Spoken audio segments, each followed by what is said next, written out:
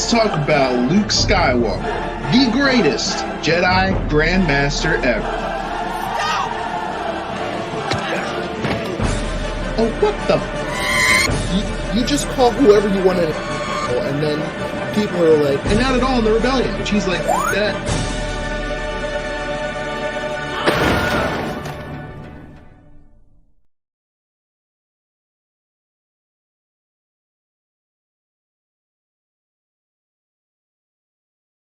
Welcome back to It's Advanced Productions, where today we're doing the first episode of the Kerfuffle. And what that is basically we're just going to be talking about what's getting people riled up in geek culture and pop culture this week, currently. Whatever we feel like talking about. If you got something good, throw it to us in the comments. We'll talk about that too. I got two wonderful guests with me today. I'm going to let them introduce themselves, starting with ETEP. Right over there. I'm E-Temple, Queen of the Place to Be Reviews. I should have had it right here. It's sitting right here. I am here. I'll throw it on. I can only put it on for a minute because it's heavy as hell, but I am the People's Champion right here, ladies and gents. Yes, that's right. If you don't know me, I am a former 10-year veteran of the independent professional wrestling scene. I worked in FM radio, and I've been doing the YouTube thing for about 2 years now. E-Temple Queen's Place to Be Reviews. We review Batwoman. I melt my brain for my subscribers because they enjoy my suffer. Good thing I am masochistic. So thank you for having me on, man. I gotta take this off already. I'm not. I don't have the core strength for this yet. I'm not back there yet. I'm not quite back to that level yet. But it's a heavy burden. It is. It's a beast of burden. Glad you could make it. Good to see you again. It's been a little while. It's been a little while since I've been doing stuff. So I'm glad to be back and glad to be able to have people that I know to interact with. And even though it's been a while, you're still like, yeah, absolutely. Let's do it. Yeah. I love it. Yeah. I love it. And we've also got Steven from Thunderpop, who's also been a friend of mine as I've been doing stuff at Geek News Now, and we've been on each other's shows. But why don't you introduce yourself to the people right now? Thunderpop. Yeah, I'm Stephen Presley, and how do you follow that up, by the way? And that voice, obviously from radio. Yeah, that's a tremendous radio voice, and it plays well on YouTube as well, I'm sure. Yeah, you can find me at places where it says Thunderpop. To be more specific, places where it says Thunderpop TV, and I'm on all the socials, Instagram, TikTok. I make the TikTok videos. I do one a day. So if you go check out the TikTok account, it's at Thunderpop TV. I do these quick 17-second videos that are Marvel, Star Wars, DC. I do other stuff too. I did an Invincible video. I just put up a video about Invincible on TikTok just an hour ago. So awesome. Fantastic stuff. A TikTok video every day. My goodness. You're working. Yeah. I'm too much of a boomer. I'm too much of a boomer to get into TikTok, man. I've had a couple of you got to get I'm like, I got 2 Instagram accounts, 4 Facebooks, 3 Twitter. I'm like, no, I'm good. I can't do anymore. There's only so much. Like I have the Clubhouse app and I'm signed up for that, but I don't have time. I mean, how do people find time for all of these apps? I have no idea. I can't. I've got Pinterest. I'd never get on Pinterest. I mean, in some cases, I know there's things like Hootsuite, for like and combining. If you have one message and it just puts it out on everything, kind of. I don't know if they have the same thing for video, but I that's the only way you could conceivably do it. I mean, you can't literally go, let me upload to YouTube and write the title, write the description, Even if you copy all that stuff and paste it somewhere else, there are like 15 different social media sites, maybe like 4 or 5 major ones right now, if you really want to get out there into everything. Yeah. Because TikTok, that's where the younger, no one uses YouTube anymore. It's like, here I am on YouTube using it with all the other people that are still using it. Yep. So, maybe that's something to look into. One of those things that just one click and it shoots it everywhere. There's people that are really good at there's really good Twitter people, and they master Twitter and they become viral on Twitter, but they never make it in any other social media platform. It doesn't always cross over. It's just like in other forms of media. There's people that were, great in movies, or they were great in television, but they never made it in movies, or vice versa. It's just what's your Hasselhoff. preferred rock star? He had David music. Hasselhoff. He had music and television mastered. Yep. The movies. No, so much the movies. Yeah. Dave. Coming through clutch for that SpongeBob movie, but Yes. that's and Sharknado. Also Guardians of the Galaxy 2. That's right. True. Yeah. That's right. When he shows up, it's like and I tried to pick the perfect form for you. Oh, that's good stuff. Love to see it. But anyway, here we all are. And I'm Vaz. You either know who I am or you don't. Or Vaz, if you call me that. I don't care. But if you're interested in being on a future episode of this show, or you just have something you want to complain about, you can send it to me at @_Vaz on Twitter. Let me know if you want to be on the show. We're just every week, basically. I don't know if it's going to be at the same time every week or what, but I know I want to do a show where I get together with actual people and just talk out some of these things that media latches onto and just blows out of proportion or says something about that we're just like, let's talk about this as actual people and not,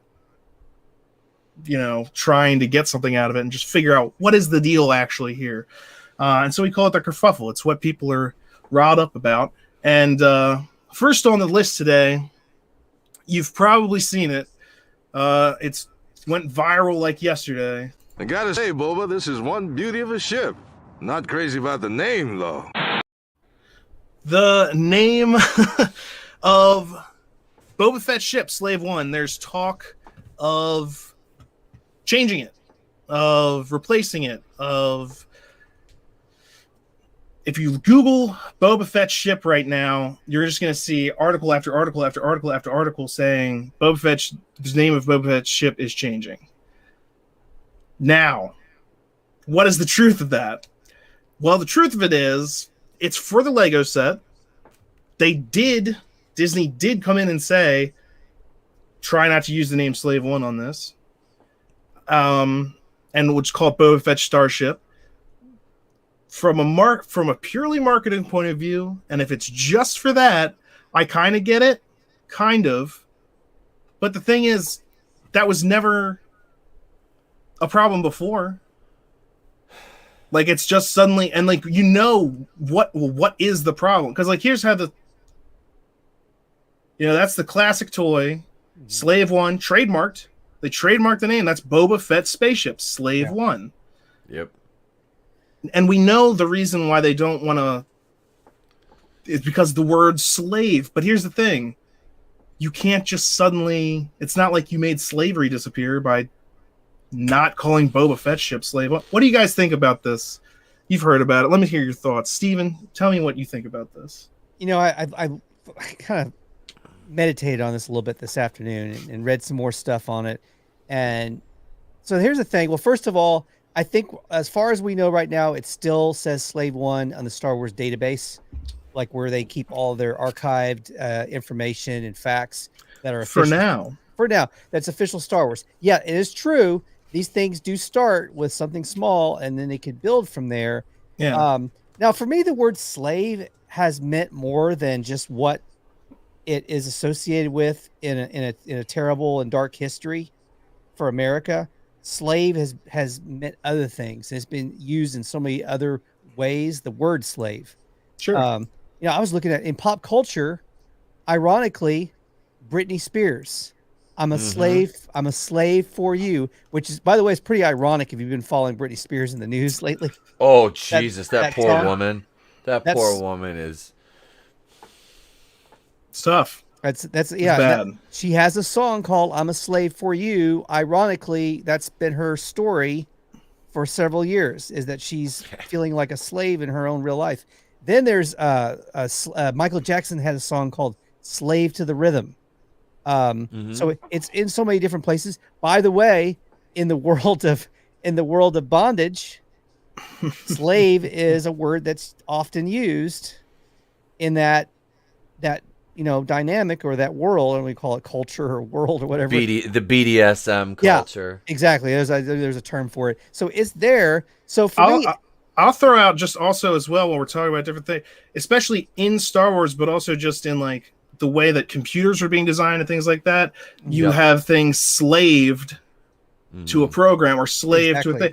For instance, his ship was slaved to his helmet, so he could give it commands from it. So slave one. So we'll add that to the list of different things. It's not. I don't think anyone ever before now thought of Boba Fett Slave One and then went, American. No, you go straight slavery. to like, that's, and there wasn't, like unlike other things where there was an outcry for a change, there was an outcry. It seemed like for many years for the Washington football team to rebrand. That was something that there really was a momentum for. You probably follow that closer, Chris, being in your region of the country. Yeah, it's right next to me, and I have seen a lot of people talk about that. And it's not the first time something like that has even happened. The Washington basketball team used to be called the Bullets. And there was a stand-up comedian who I used to perform with who had a great joke. He was like, so to try and cut down on crime, they changed the name of the basketball team to the Washington Wizards instead of the Bullets, as if that's going to stop crime. Like all of a sudden you're going to be mugging somebody and be like, give me your money or I'll turn you into a toad.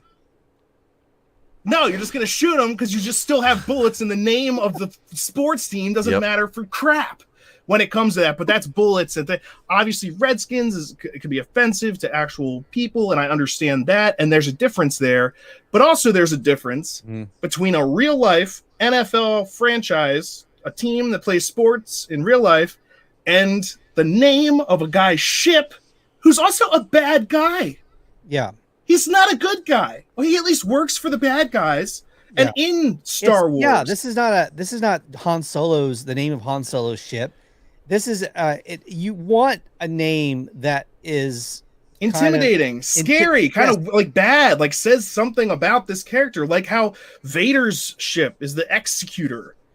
Exactly. It's the name Executor. That should have some. It's a little sketchy. Yeah.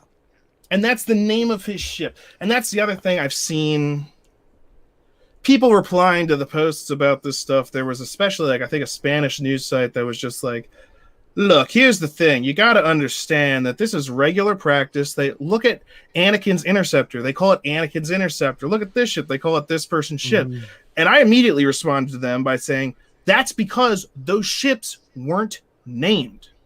The Millennium Falcon is named. That one wasn't. It's not the it's the YT-1300 light freighter. If you want to get into it, just like Boba Fett's ship is not called. It would be a Fire Spray attack and patrol craft. Fire Spray 31. If you wanted to go to it and list it like that. So then they were listing these examples of other ships, like they don't use names for these. They just list the character that was most seen piloting it. I was like, yeah, but those ships never actually even had a name. Anakin didn't name his interceptor. He used several different ones.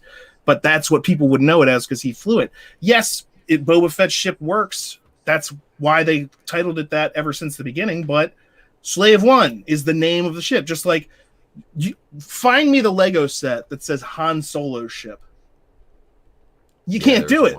There isn't one. It's the Millennium Falcon ship. Now, whether it's the Kessel Run Millennium Falcon or Han Solo's Millennium Falcon or this Millennium Falcon or that Millennium Falcon, it's always Millennium Falcon. How come no one has tried to get rid of the Millennium Falcon name? Because there's a clear difference here.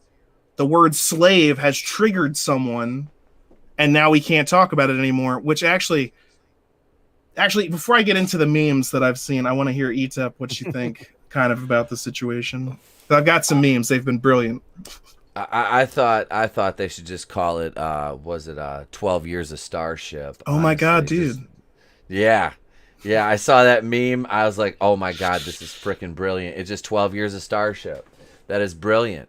I thought it was like a joke at first, and then I'm like, well, we already live in clown world, honk honk. So this is something that's legit. People are mad about. I'm like, okay. I'm like, let's break this down. You can't, taking away a word, like not using a word doesn't mean that, like you said, with bullets.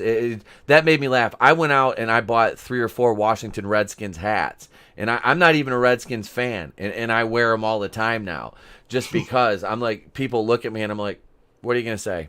Wait, really? You're gonna say no? I've gotten nice hat. like a half dozen times because I'm like, it's just so the same thing with this ship. It's like, I look at it, it's like, okay, I understand you're changing the name on a Lego set.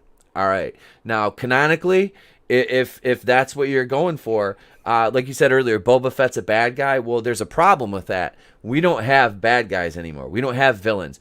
Everybody's got to be an anti-hero, okay? This is the Kylo thing. Ren, cry about everything you do. Oh, my God. Oh, everything I do, I'm so conflicted over. Why can't we just have someone who's legitimately evil? And this, I go back to Avenging Force. It's a Canon Films movie from the 80s. One of my personal favorite movies ever. It stars Steve James, Michael Dudikoff. They play, agents. They're against this white supremacist group called Pentangle. They're bad just for the sake of being bad. They're racist. They're power hungry. Why? Because they're fucking racist and they're power hungry. They are bad. The movie doesn't try to redeem them. It doesn't try to humanize them. They kill people. They take what they want. They're bad. This is what we have. Boba Fett is a bounty hunter. He hunts people down and either brings them in alive or dead for money. He is not a good man. He is not a... And this whole, like I said, The Mandalorian Season 2, I'm pretty much checked out of Star Wars at this point. I'm done. I refuse to watch anything else. I'm completely done. After Pablo Hidalgo came out and insulted Star Wars theory for his emotional, just visceral response to Luke Skywalker, which I shared as somebody who saw Return of the Jedi in theaters, and I've been waiting for that Luke that existed in the EU for 30 plus years. I'm 41 years old. I've been waiting for that Luke since I was 4 years old. You saw him in the theater a little bit in Return, and it's like the rest of his story is just left shrouded in ambiguity outside of the EU. So it's like you get to see that on screen, and as soon as he rolls up, it's like, oh shit, that's an X-wing, and it's like you see him walking in, and I was just sitting there going like, oh god, that's Luke Skywalker. Like I have goosebumps talking about it. Me too. And you just gave them to me because I was also thinking. Well, go on. Let me. You go. No. I was just gonna say. With the way that was handled and responded to by the brass at Disney, and then him getting pissed because, they shit on the High Republic by revealing Luke Skywalker. It's like, you do realize that it's all Star Wars, and you can have both if you do it right, and you're not preachy assholes about it. The thing is, you want to fight in house. It's a dick measuring contest, and the people who lose are us. Because you divide the fan base from inside your own organization, and this is where we end up. We're not debating about who's the strongest Jedi, how many Sith should be alive at one time. What was the merit of the trade? The trade disputes. No, who is Darth Plagueis really? No, we're debating over. Should we change the name of this ship because it's offensive in 2021 to these people's delicate sensibilities? And the answer is no. It is simply no. There's no good reason to change that. I joke around about this all the time. I'm of Jewish descent, and I make more jokes about my people than anybody does because it's fucking hilarious. Like, you have to have a sense of humor about things, especially today. If you don't have a sense of humor, you go nuts. And this whole slave one, this is a non-controversy to me. It really is. That was the thing I was going to bring up. Is also that like this is something that was latched onto and blown up because all this maybe is them saying, you know what? Maybe for the Lego sets, we don't need Slave One on that. Sure. Maybe everyone knows that it's still Slave One or whatever, but when we're selling the Lego sets to people's moms and kids and they don't know stuff, well, let's take Slave out of it, and just for that, which I can get that, and that may be all it is, because like you said, in the official Disney page and everything, it still says Slave One. It doesn't look, but the Lego people have come back and said, I mean, they did tell us not to do this, and it's not the first time that this ship has tried to be rebranded. Actually, when Disney first bought it, when they put out like one of those books of all the different ships and stuff, they tried to call it Clone One. And it blew up in their face then. So now this could just be them. If this is all it is, when we're selling a Lego toy, blah, blah, blah, blah, then... But the thing is, they don't do that with other ships. Like the Razor Crest for instance, is called the Razor Crest. Yep. It's not called Din Djarin's ship. This is one of the memes.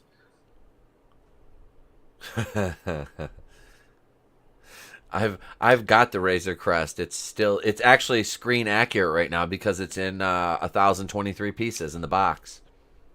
And it's because they blew it up. So when you were talking about Luke coming on the X-Wing, I know exactly what you mean. The goosebumps, and you're like, is this about to actually happen? Are they gonna actually give us Luke, like not Last Jedi, whatever nonsense that was?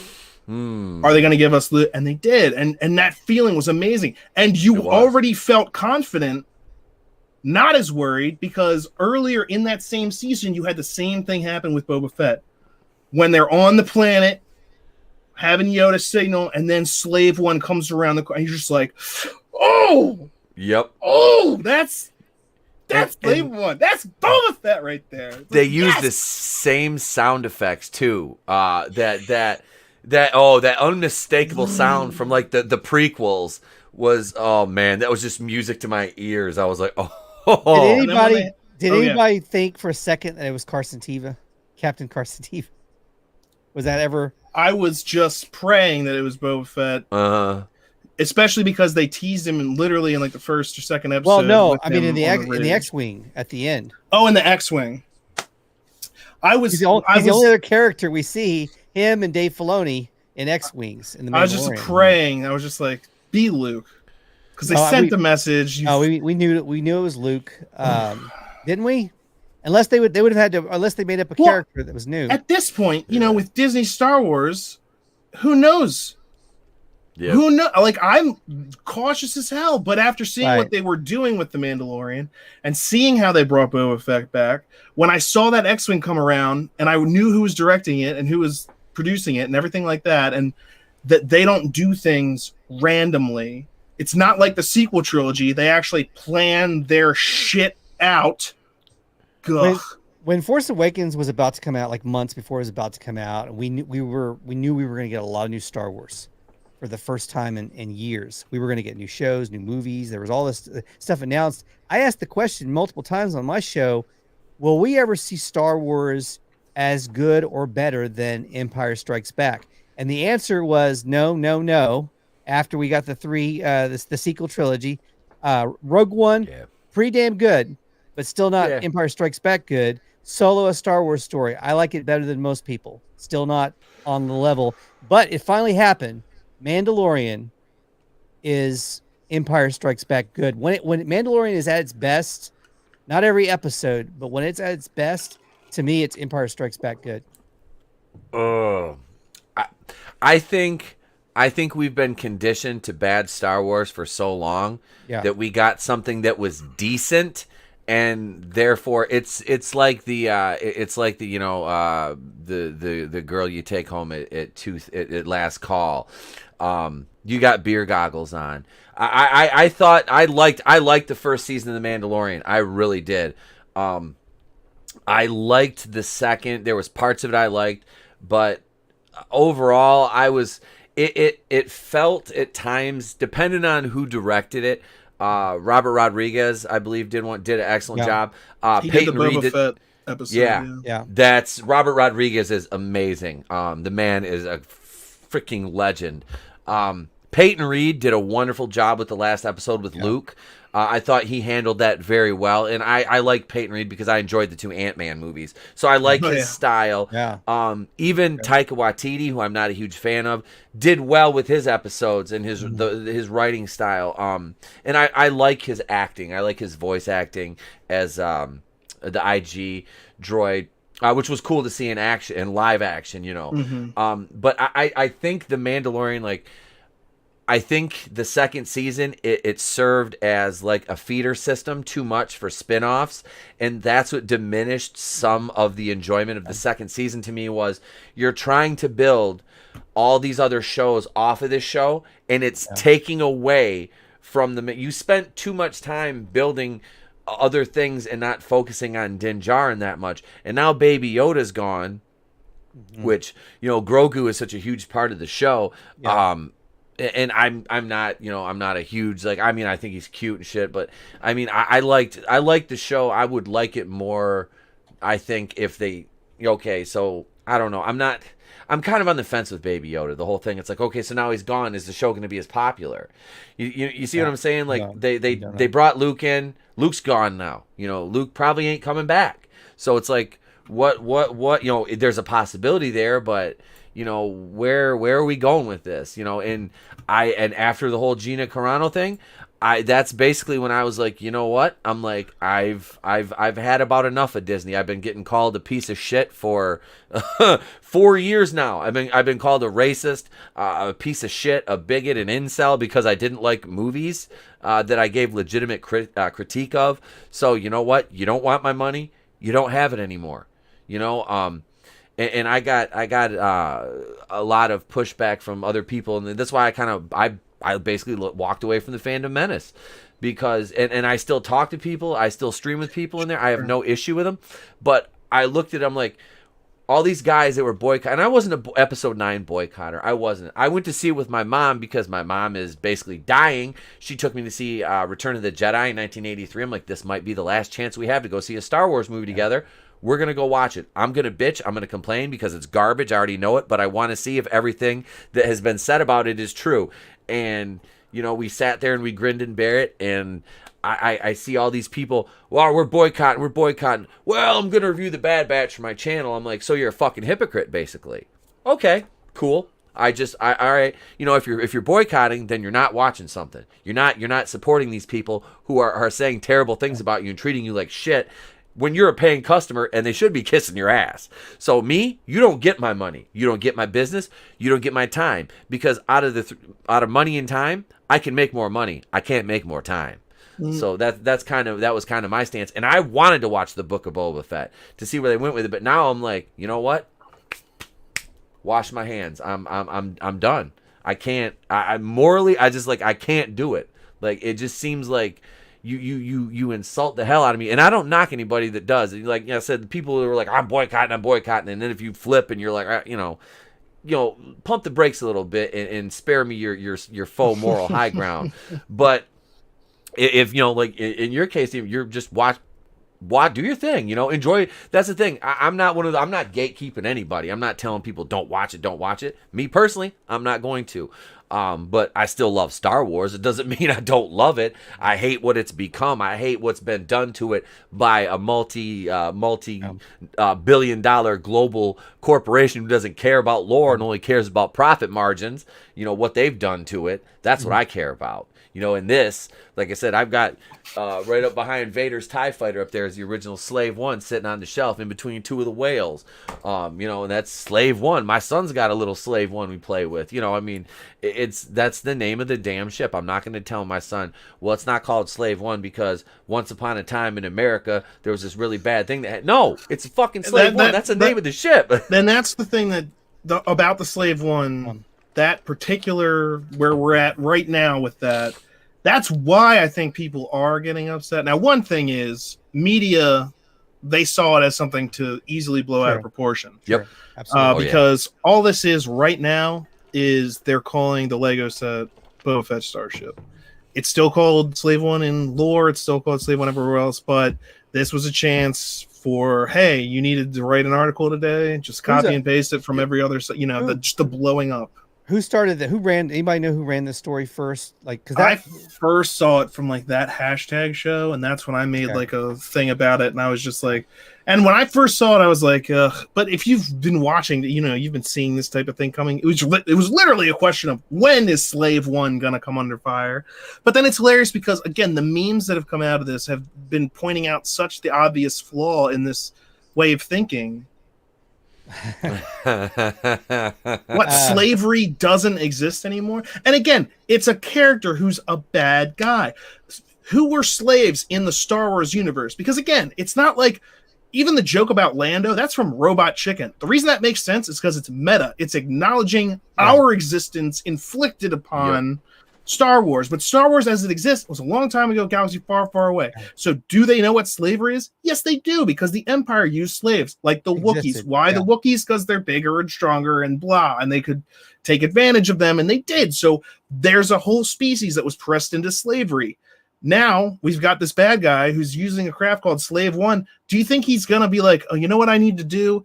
I need to consider the fact that some people might be offended by me naming my ship Slave One, and I need to change that, even though I'm still wearing Wookiee pelts as a goddamn trophy on my shoulder. And it's like, he's not a good guy. No. Isn't anyone allowed to be actually evil? Like, shouldn't there be something that and even Boba Fett's not necessarily evil. He was just working for the legitimate government at the time. Money, but there's different shades of morality. But that's the thing, like about what Etep is saying, is just like, now there's like a firm moral standard that we need to set for everything, apparently, and you need to obey it, or else you're a bad person and can't enjoy the product. And it's like, hey, what the hell? That's actually a wonderful transition into our next topic, which is the Black Widow movie. Ooh. And which I was like looking forward to as much as any other Marvel thing, whatever. It's been delayed as hell. We've had trailers, but still willing to give it benefit of the doubt. I'm gonna go see it, and then this whatever comes out. Now this is IndieWire, and this is what their tweet says. It forces men to squeam. Now, I read the actual article, and when the person that wrote the article, he said squirm, but squeam is like squeamish, so I don't know if they meant to do that or why, if that was just a misspelling. But it forces men to squeam as it puts them in their place. It's a solid comic book tentpole that excels as a Bourne movie but falls into third act MCU messiness. Read our review. I see that, and it's like, maybe I don't spend money on this movie. Is that an actual review? Is that a legitimate, because here's the thing, again, when we talk about media, they could just be saying that to get attention to their tweet and blow it up more, because that's not the title of their article. The article doesn't say jack. The title of the article doesn't say jack about men and female and whatever. That is in a paragraph in the article, but it's not the headline. But they definitely put it on Twitter, and they definitely said, oh, it's going to make men squirm. Now, I know the thing is, though, it's not IndieWire's job to promote this movie. It's their job to try and get as many clicks as they can. But here's the thing, when I see reviews like that, I'm just like, another one? Why can't a movie come out where the protagonist is a strong female character, where I just get to watch the movie and enjoy that happening? Like Tomb Raider. When Tomb Raider came out, the first Tomb Raider or whatever, it wasn't just like, finally, a strong female character, because we've seen that before. It's not new. It's not, but everyone's just got to be like, look at us. Look at what we're doing. Oh, it's going to, and then now it's a whole new level of, it's going to make men feel bad. Oh, that's how you know it's a good one. It's going to make men feel bad. That's half of your audience. Also, how are you painting with such broad strokes? How do you know how it's going to make every man feel? How dare you assume my reaction to this movie? The thing on all the what's called social SJW, social justice warrior stuff, whatever they label it, all that stuff, what will determine what's enough is enough, or what's kind of forced on us and not really natural in storytelling, what will determine what is enough is enough is butts in the seats. Butts in the seats will eventually determine everything. It will determine what's good Marvel that people want to see, what's good DC that people want to see, what's good Star Wars that people want to see, what's good any IP you can think of. Butts in the seats, because eventually you can rely on a label, on a brand, just so far, and eventually if you put out 4 or 5 things that push things too far, that alienate half of your audience, and if butts in the seats eventually determine everything. So if they did push it too far and some things are in there are forced to try to make whatever they're trying to do, make a statement, but it just seems forced and doesn't feel natural. If that is forced and it's kind of awkward, and they continue to force that and do that movie after movie, I mean, if people stop paying money for those movies, they will stop doing that, and they'll step back and say, well, what do we do? Let's have some focus groups and see what people are saying. I don't know. Mm-hmm. And it's just weirdly typical nowadays. And it's not even the films themselves. Sometimes it is. Sometimes, the director is the one who's coming out and saying, this is going to make you, or an actor is going to say, this is going to make men. And it happens a lot. It happened with Birds of Prey. It happened with the new Terminator movie. It happened with Captain Marvel was another one. Because here's the thing. If Brie Larson had never tried to, outside of the movie, tell people what their business was, people probably would have just gone and enjoyed the movie. But when you get outside the movie and you try and tell people how to be, because you got the part in a movie and now you're better than me and you tell me what I believe and why I'm a bad person and what I think, you know what? I'm not going to go see your movie. You know what? Fuck you. I don't like being told what I believe. I don't like being told why I'm a bad person by someone that does not know me. Yep. And so when I see articles like this and I see reviews like this, and now again, maybe this is just one person, the person in charge of IndieWire's social media account or whatever, they get to choose what the tweet says, and they're like, oh yeah, this will rouse people up, or oh yeah, blah blah blah. But even the guy that wrote the thing, he included a paragraph in there where he said, this movie's gonna make men squirm. What the fuck is that? Have you looked at the guy what that's the about author the of movie this? Is gonna make me squirm? Is it seeing a powerful female? Because that doesn't do it. I'm down with that. Wonder Woman, the original one, boom. Ripley in a boom. Yes, I'm here for it. Fucking Sarah Connor in Terminator 2. Oh. That's the quintessential one, man. Princess Leia choking out Jabba the Hutt. Choking out Jabba the Hutt. That is literally her using the chains of her own bondage. Yep. To kill her overlord, man. The one who put her in bondage. And Carrie Fisher, by the way, had the greatest response ever when this type of bullshit was popping up. People, what do I tell my son or daughter when they see you in that slave Leia costume? What do I tell them? And she said, tell them a giant slug forced me to wear it and I killed him for it. Yeah. Yep. Boom! Yeah. It's a great story. It's a great story of empowerment. Yes. Yep.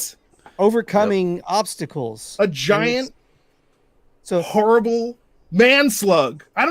Fine, whatever. Yeah, all even though in the expanded universe, the Hutts could switch sexes basically to give birth. Jabba's in the original Han Solo trilogy, the books. Jabba the Hutt is very frustrated because his uncle turns into his aunt and has a baby and is constantly trying to deal with that and is hormonal while Jabba's trying to deal with Han Solo and all this craziness. And I'm just like, this was in the freaking 80s or 90s, dude. You did. And now people are clamoring for, transgender. I'm just like, look, Hutts do it naturally. You should be looking at the Hutts. Yeah, I never understood. I never understood the outrage over the whole strong female character thing. I look at him like, dude, I grew up in the '80s watching Cynthia Rothrock beat the shit out of dudes in these Cinemax movies, these low grade action flicks. Her and Mimi Lesios going like, okay, number one, they're both hot. Number two, I dig it because. You find out later Cynthia Rothrock was competing in full contact karate tournaments in the 80s against men and winning because there was no women to fight against. So she's legit. It's like there has always been strong female characters and there's always people that love them. And they're a lot, and most of the time they're guys. They're guys that like these, okay, nobody was watching Haywire going like, I don't like the fact that Gina Carano killed Michael Fassbender. There's no way. Everybody's like, well, have you ever seen Gina Carano in the Octagon? She's bad as hell. She could probably whip some serious. And that's why it was so cool to see her as Cara Dune, because it's like, hey, everybody, like, I watched that movie Salt with Angelina Jolie, for example, and she's kind of like the same body type of Scarlett Johansson, and I got into it with somebody who's like, I'm laughing going like, all right, like I understand like Black Widow's a trained assassin, but I'm like, you gotta it's difficult for me to suspend my disbelief at times when she's taking out 300-pound dudes using body momentum. I'm like, that shit is only going to take you so far. That's why she's good with the handguns, the weapons. It helps the suspension of disbelief doing stuff like that. But if you got this 100-pound little girl soaking wet, and she's like Batwoman, for example, with Ruby Rose, she's punching dudes out. I'm 6'3" and 220 pounds, and she's punching dudes out that are bigger than me, and I'm like, miss me with that shit. Like that's when I'm like, this is a Mary Sue or something like that, Yeah. But Black Widow's bad. Like, she's an assassin. She has been trained from the time she was a little girl and conditioned to be a killing machine. And that's why when ScarJo was like, I don't like the over-sexualization of my character, I'm like... blew my mind. I was like, which character did you think you were signing up for? Did you know that it was a super spy called Black Widow? Natasha Romanoff. Sexuality? Yes! Uses it's a weapon. It is a weapon.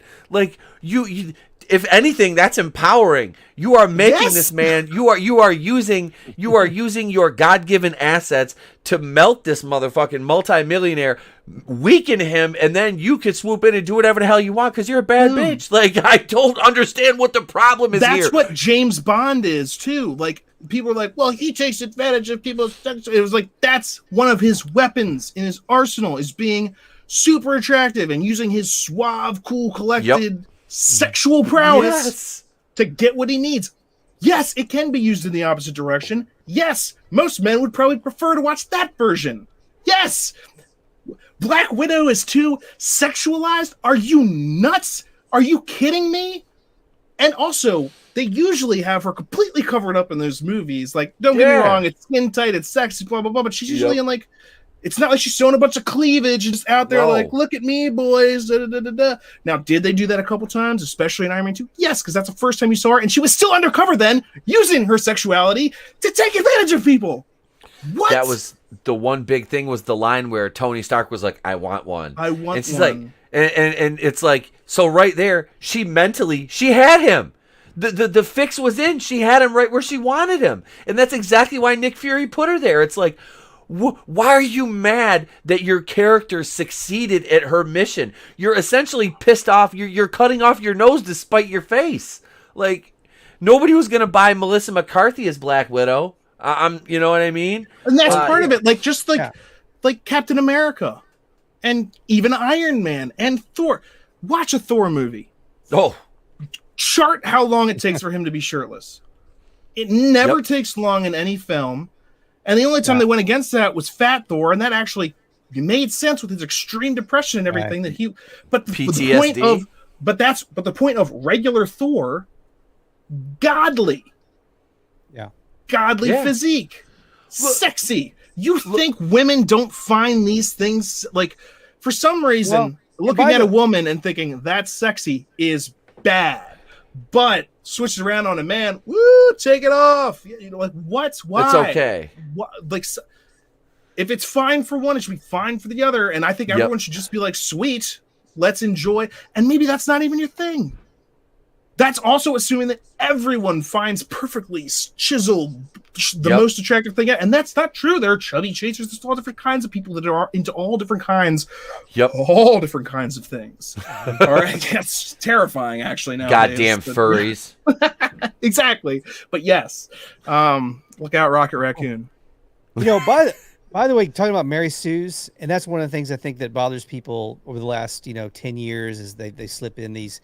Good example of someone that was labeled as a Mary Sue, Daisy Ridley, Rey Skywalker in the Star Wars movies. But by the way, you can have a Mary Sue, a male version of that. Yeah. You were talking about how you didn't believe when they have this someone that's kind of smaller, petite out there, punching out 200 something pound muscle guys, in a fight scene. You can have a male version of that. I'm trying to think of a good example of it right now. That's right. There's a sci-fi People didn't movie. like Superman for some, like, a lot of the hate against Superman is just like he's invincible. Well, Brandon Roth, and that's why they added like kryptonite and all that other stuff. But was it Brandon Routh in Superman Returns? I know there were some criticisms over him not feeling like he was the. He lifted a mountain of kryptonite and threw it into space. Well, yes, there's a problem with that. Yeah. You don't understand the one weakness this guy has. And I know he has more red sun radiation. He's also susceptible to magic. But still, kryptonite is his kryptonite. That's why calling someone's kryptonite is called calling it a kryptonite. It's because that's like the thing that can stop freaking Superman. You know, that's the whole point of it. And then he takes a mountain of it and throws it into space. And it's like, no. That would have killed him. Before he even lifted it anywhere. He's dead. That's why it was a great plan. When Kevin Spacey's character was making a Fortress of Solitude out of kryptonite, I was like, I don't see how this could fail. Good job. Wow. And then they just threw it into space. And I was like, oh, it's because you don't understand the fucking characters that you're writing. No, it was bad. It was a bad movie. I mean, the aesthetic of that movie, it's a shame, was wasted because that with the there was some good stuff in there too. It was visually really fun to look at. For its time, especially like the futuristic retro thing they were doing with Metropolis was so cool. And when they shot him in the eye, and he was just like, didn't even blink. I was like, oh, But terrible, because there was no kryptonite around. Terrible script, terrible story. That they did. I haven't seen that movie since it first came out. That was like what, 2006, I think. Oh, it was back there, yeah. Yeah, I know it's been like 14 or 15 years since that dropped. That's why I was like talking about the visuals, because like at that time they were doing some big stuff, like the getting shot in the eye thing. Like that wasn't super easy to be doing. But then like again, the story and the end of it and just oh my god, what a mess! Back, I was talking about male versions of Mary Sue. Like, years ago they made The Greatest American Hero. The only way they were going to make that actor, who's I can't think of his name right now, but he's hilarious. He was Michael. Oh shit, I know who you're talking. I love that show. Blonde, curly hair. They had to make that a comedy, by the way, to make that guy believable as a superhero. He had to be made into kind of a joke version of a superhero, and that worked. If they had casted him to be actual like Superman, it wouldn't have worked. But here's something, I'm gonna play devil's advocate. As much as I'm a critic of Mary Sue's, I could look back on Mark Hamill as Luke Skywalker, a small, kind of shorter guy. But what made that work? The reason why we accepted him still as Jedi Master Luke Skywalker, the son of Darth Vader, was because Mark Hamill was so likable. And so engaging and so interested in everybody around him. So he was kind of an exception. I'll say he kind of made it work. Well, they also, within the movies, made him not a Mary Sue. He specifically isn't. The first time he has these dreams of aspirations, but the first thing that happens to him, he ventures outside of his farm and gets knocked out by Tusken Raiders. Good thing Obi-Wan's there to save him. Right. Obi-Wan says, hey, come with me on this adventure. He says, I can't do that. I can't leave the harvest. He's forced to go once his family is killed. And then, he's not the best at things. He makes mistakes, especially in Empire Strikes Back. My goodness. He trains in that more than we ever see Rey train, for longer than we ever see Rey train. And they didn't do that with Rey. And then what happens? What happens after all of his training? He gets whooped, royally spanked, hand cut off, sent on his way. What happens when Rey trains herself and then leaves against the wishes of her master? Everything works out, and her master dies because screw him for ever trying to tell her what to do. She's just... the plot's going to work out because that's what a Mary Sue is, where things just work out for no reason. With Luke, he's not getting along. He didn't get along with Han Solo at first. They didn't even like each other. That was an eventual. They grew through battle. He earned his respect over the entire three movies. From finally, they came together and respected each other's skills, even if they didn't fully believe it. I mean, the first interaction with them on the ship is just Han Solo telling him everything you're listening from this old dude is bullshit and you're an idiot and you have no idea what the real word is like, stupid farm boy. They were not like tight. And then they were competing over Leia for a little while, but then Luke obviously had to go do his thing and Han went on his way with Leia. And that's character growth, as opposed to what happened in the sequel trilogy, which was a setup, a movie, and then a different, it was just like not connected, not following the same threads, not even trying to coherently tell a story. And the third one should have been terrible. Retcon of the Jedi, because it was an effort. Well, the second try to one retcon. shouldn't have been what it was.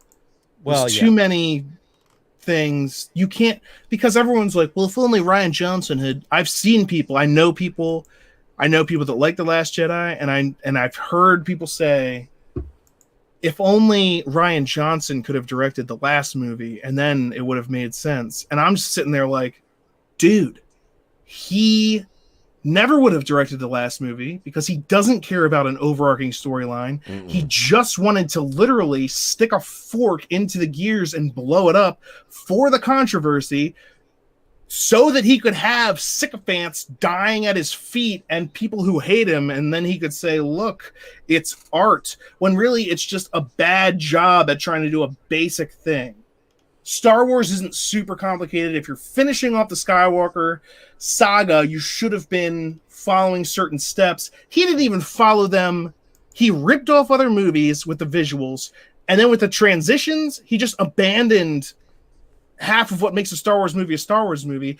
I watched that movie and I'm like, how do people like this as a Star Wars movie?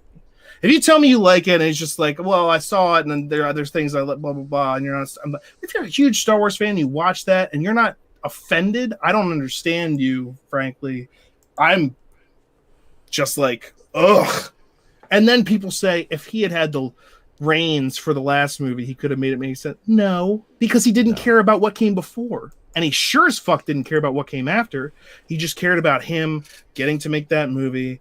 And now he crows about his, trilogy that's going to happen that's never going to happen. Well, he got his trilogy. He got a Knives Out. Yes. Well, Knives Out, that's trilogy. not a Star Wars trilogy. But he got a trilogy. That okay, was no. what he was saying. Okay, good then. No. Now I'm changing my entire perspective. If that's the trilogy he was talking about getting, yay, leave it to him. Never, ever, ever, ever, ever, ever, ever, ever, ever, ever, ever, ever, ever, ever, ever, ever come anywhere near Star Wars ever again. Yep. Well, he loves a plot twist. He loves so he told you a trilogy. You assumed it was a Star Wars trilogy, but he got us again. J.J. Abrams says The Last Jedi didn't derail plans for Rise of Skywalker.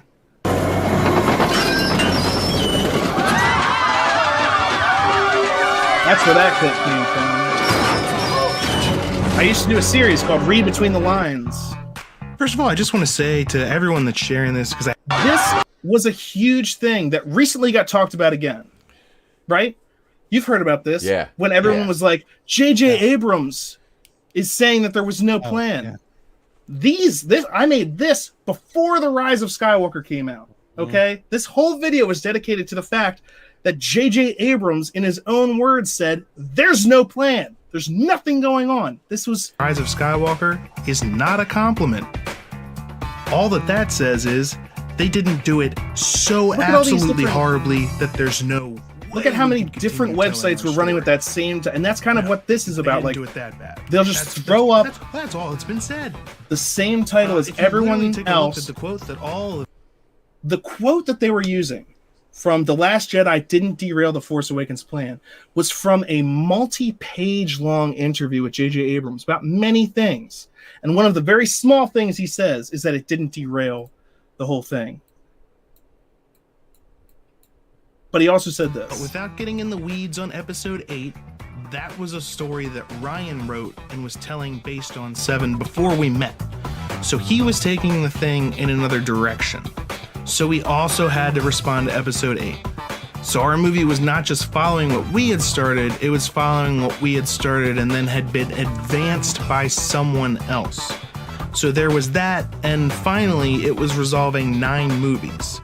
While there are some threads of larger ideas and big picture things that had been conceived decades ago, and a lot of ideas that Lawrence Kasdan and I had when we were doing episode 7, the lack of absolute inevitability, the lack of a complete structure for this thing, given the way it was being run, was an enormous challenge.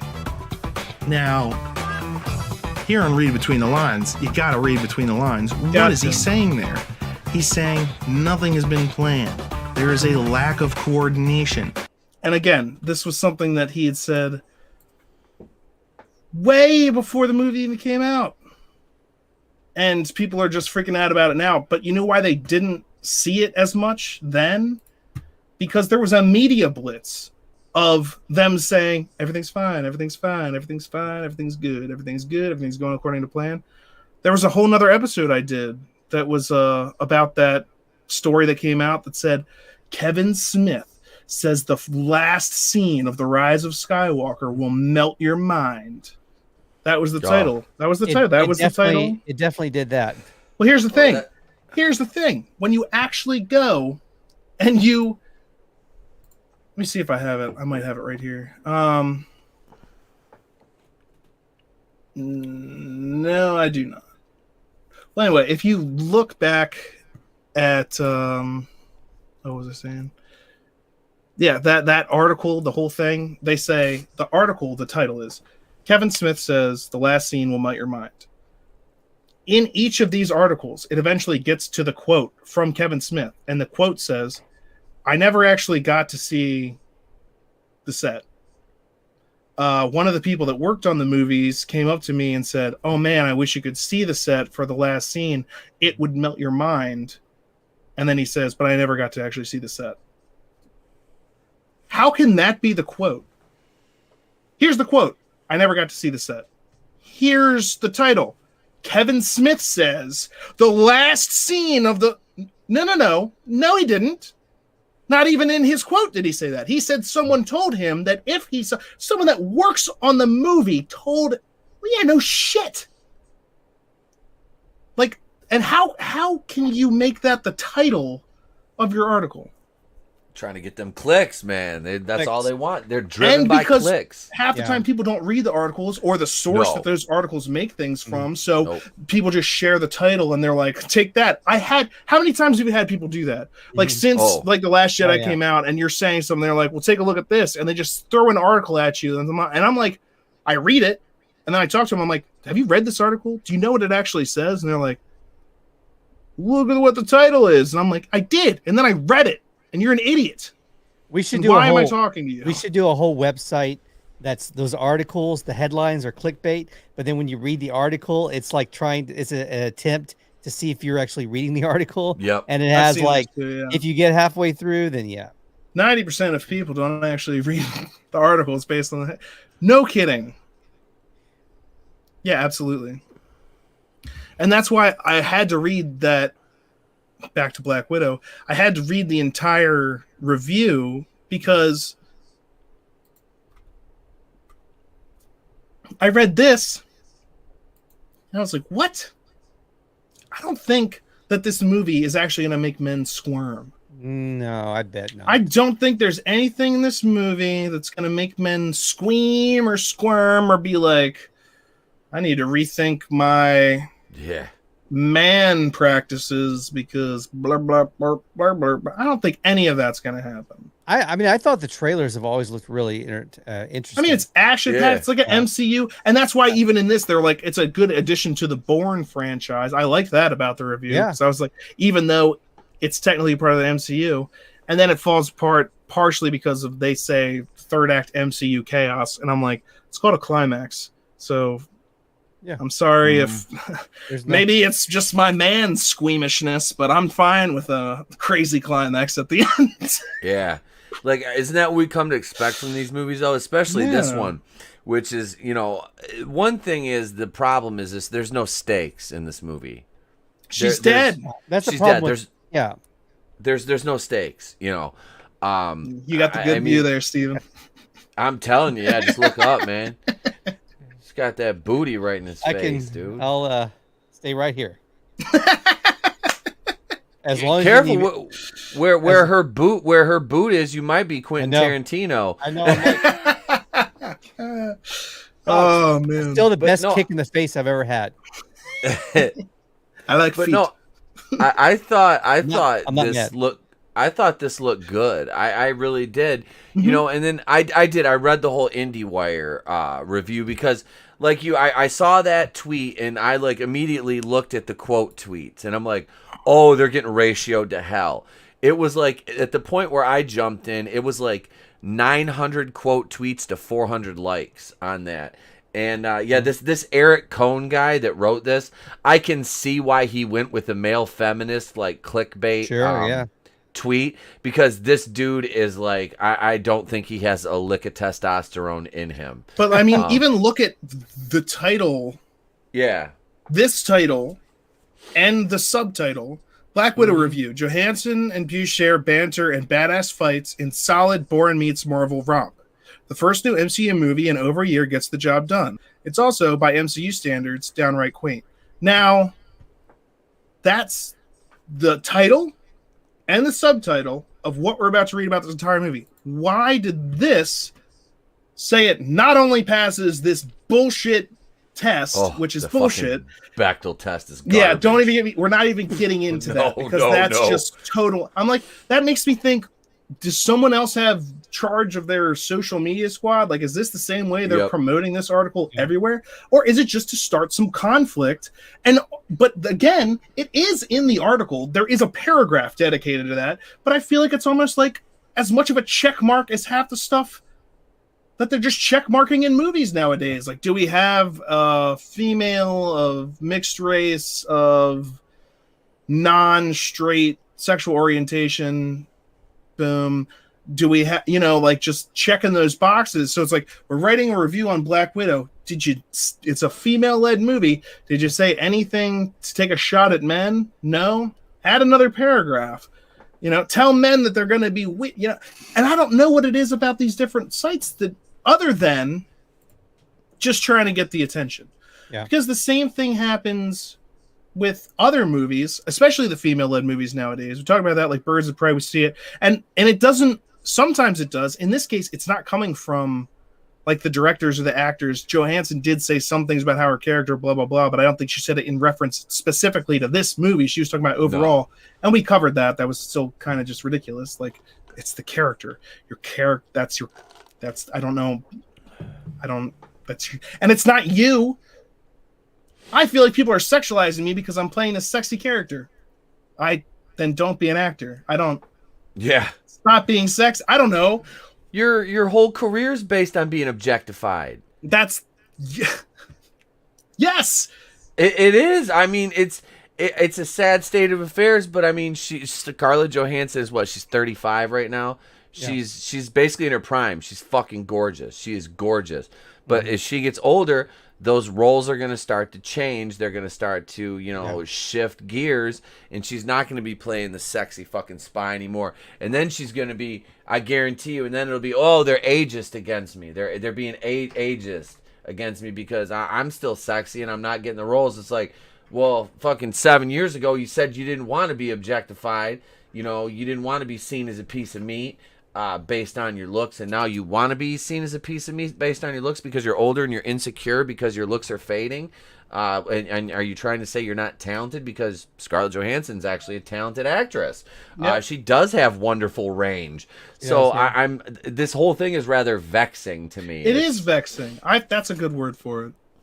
And again, with her comment on I couldn't even half believe it when she's talking about, and I haven't looked into it all that much. I just saw that she brought up, like, I don't like how much they sexualize my character, and I'm just like, what you don't like is how sexualized your character is. Like, they didn't suddenly do it to the character. No, they weren't like, we've got Scarlett Johansson, now let's take advantage of her hotness. The point was, let's get some hotness to put in this role because we need someone who's going to be perceived as classically smoking hot and can, convince people that they're also a super spy on top of it. And she did a great job at that. I don't know where this, like, all of a sudden where sex, like, and it's so weird because half of the arguments that people is like, you got to let people be sexually free, man. You got to let them do what they want to do. And then it's like, how dare you perceive me in a sexual way. That's not how I want to do. It's like, you don't get to govern how I see things. That's crazily enough not up to you. If you walk outside in a thong and I'm like, nice, you don't get to go, how dare you? Go back inside. What the fuck? Don't be on camera. What the hell? I'm walking into the store today, and there's this chick walking out, and I mean, she's one of these women you can tell she's in the gym probably 5-6 days a week, tight ass little shorts on and a sports bra, and I'm walking in, and I got my earbuds in. I'm kind of like oblivious. I'm just listening to my music because that's what I do when I go to the store to go shopping, because I don't like talking to people, and I'm just like, I want to go do my shit, and I walk and. It's just kind of, she was one of them women where you look, you're like, and I did, man. I whipped her. I was like, double take. Damn. Like, hey, look, Ma, you spent a lot of time building that the way it is. And you're wearing next to nothing. Now, I'm a grown ass man. I'm going to look. I'm going to drink that shit in, and then I'm going to go about my day. I'm not saying nothing. I'm not being fucking obtuse or rude or misogynist. I'm just, and if you say anything about me looking, and you can't, but yes, the fuck I can. I got 2 eyes and I'm alive, and you're walking around half dressed in a grocery store nonetheless. That was your choice. You can't expect everyone else to act by your rules. It doesn't happen. That's weird. You're setting yourself up How for would failure. anyone even know them? Exactly. Hey, you're not allowed to look at me that way. It's like, then you shouldn't have looked that way. I don't. Yeah. And then that's a certain. It's like, well, she was asking for it based on the way she was dressed. We gets into a whole another guy's like, yep. Well, at the same time, I didn't rape her. I just looked. I looked and I said, hey, and I didn't even say anything. I said it to myself in my head. Nice. I did. Because I'm afraid nowadays to compliment someone lest I be taken in as some sort of horrifying monster. Were you looking at me? I was like, no. Never mind. I had that happen at a bar. This woman walked. This is before I met my wife. I was just there with some of my buddies. I think it was right after I split up with my ex, and we were there. And I was standing at the bar, and there's a couple. I just I'm looking at him. One of her friends, are you staring at him? Yes, I am. Yes, the fuck I am. Why? Because you're attractive and you're standing in my eye line, and I like to look at attractive things. And I'm not calling you a thing, but you're right there.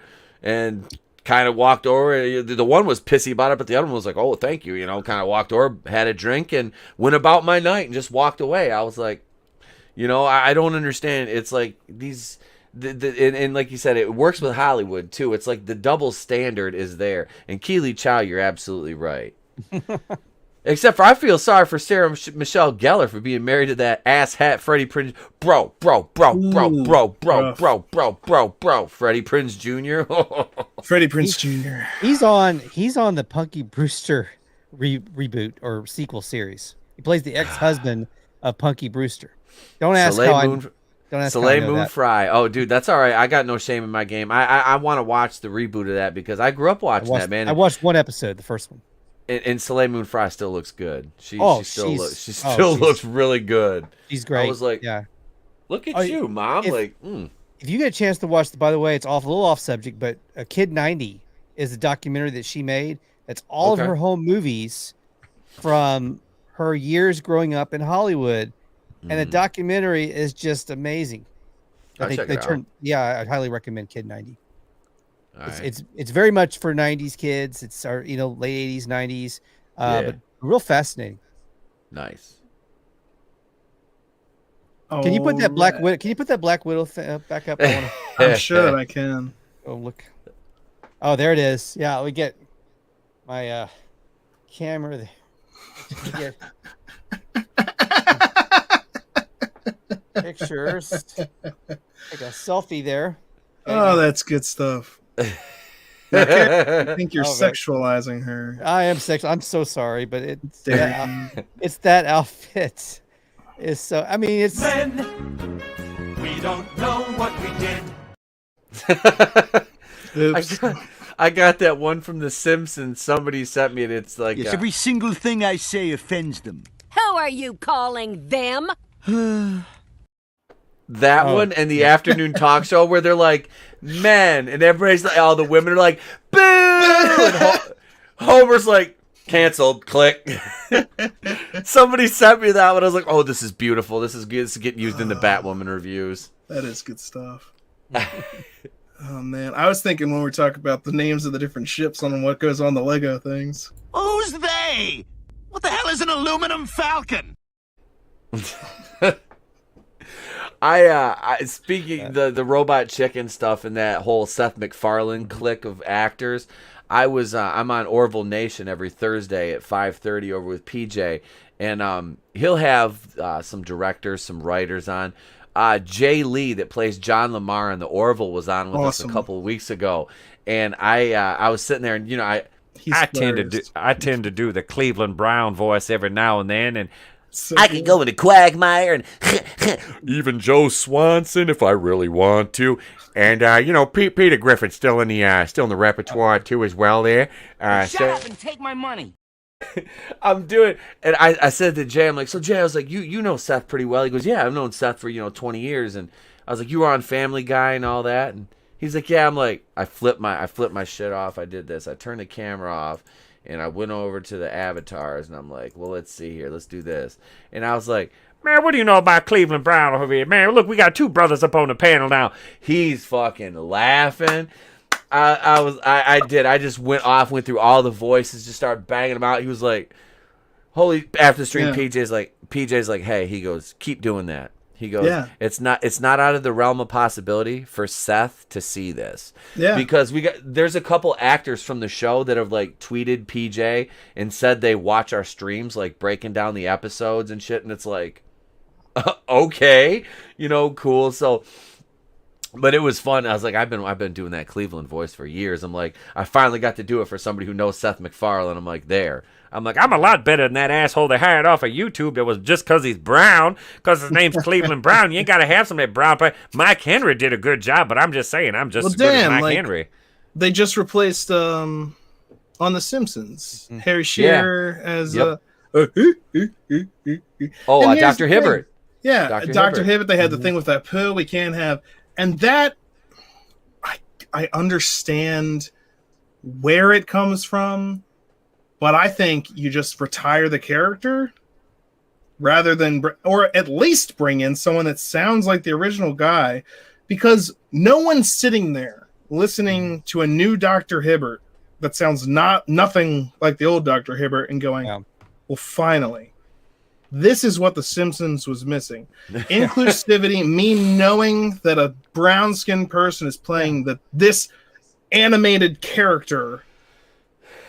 That's what matters about The Simpsons. No, the parody that it makes of the life that we live is what we enjoy about The Simpsons. The escape through similar extreme situations is what we enjoy about it. Yep. Having to endure the same bullshit that we all go through every day, and then having it also happen in the thing we were trying to escape from that bullshit. When it's there too, it's like, well, I'm not gonna be here for it anymore. I agree. Write him out. Come up with something funny, or take him out. Add a new character, a different black doctor. Okay. Yeah. Come up with a funny explanation why he's leaving. You can come up with something fun. He retires. Maybe he deserves to retire. But he has a lot of other voices too. So that's the other thing is that that's the thing about a voice actor. And just like E-Tep was doing Cleveland, and I think original Cleveland actor was also a white guy, wasn't he? Mike Henry. He's Mike Henry. Yeah. And so that's the whole thing about voice. And there are black people that have done Samurai Jack, and different race of. Phil Lamar, wasn't it? Phil Lamar that did Samurai Jack's voice. He's black. Exactly. He plays oh my god. He was in. He's in Futurama. Futurama.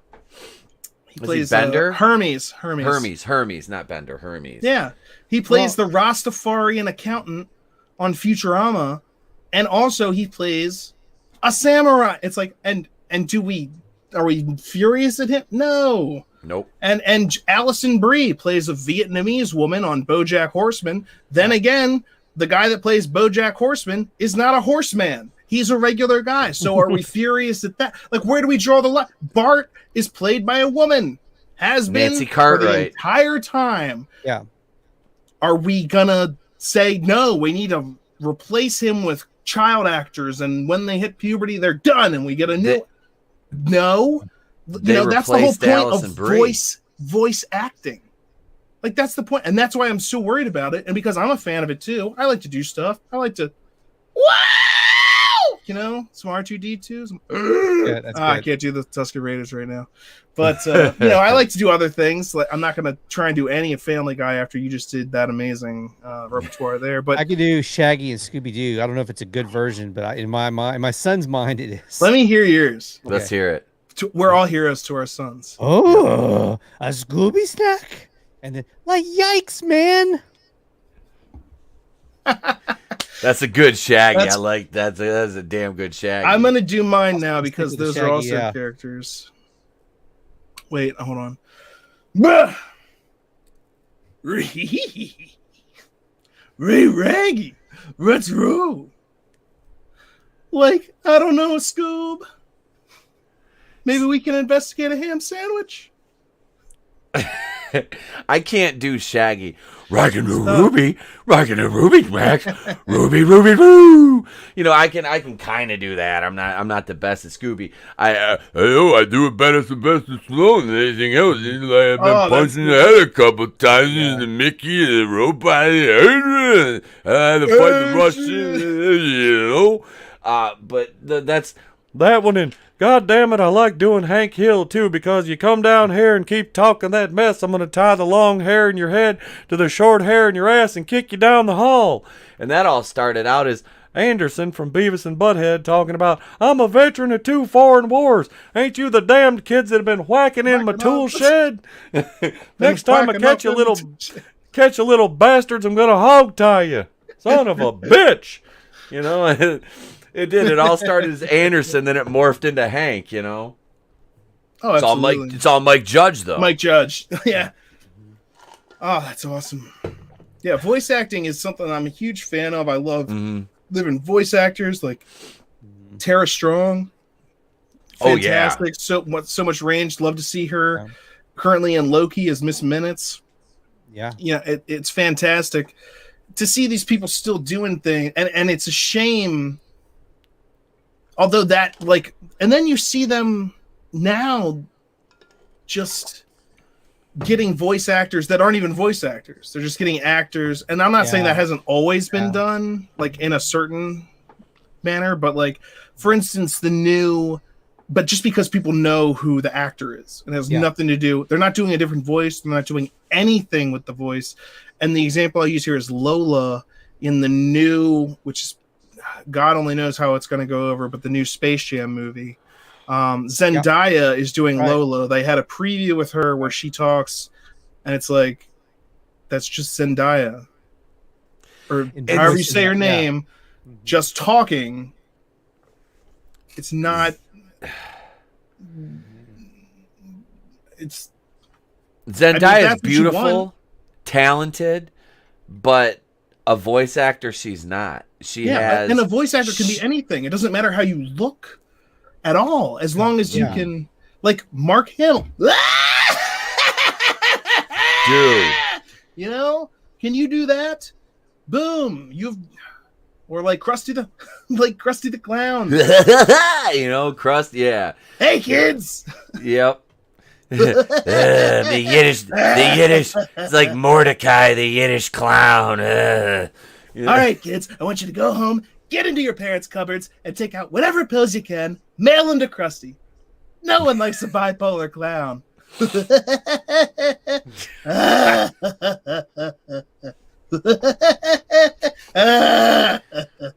Can you mix it up and make a character your own? And then people associate that voice with the character and not with whoever it's coming from.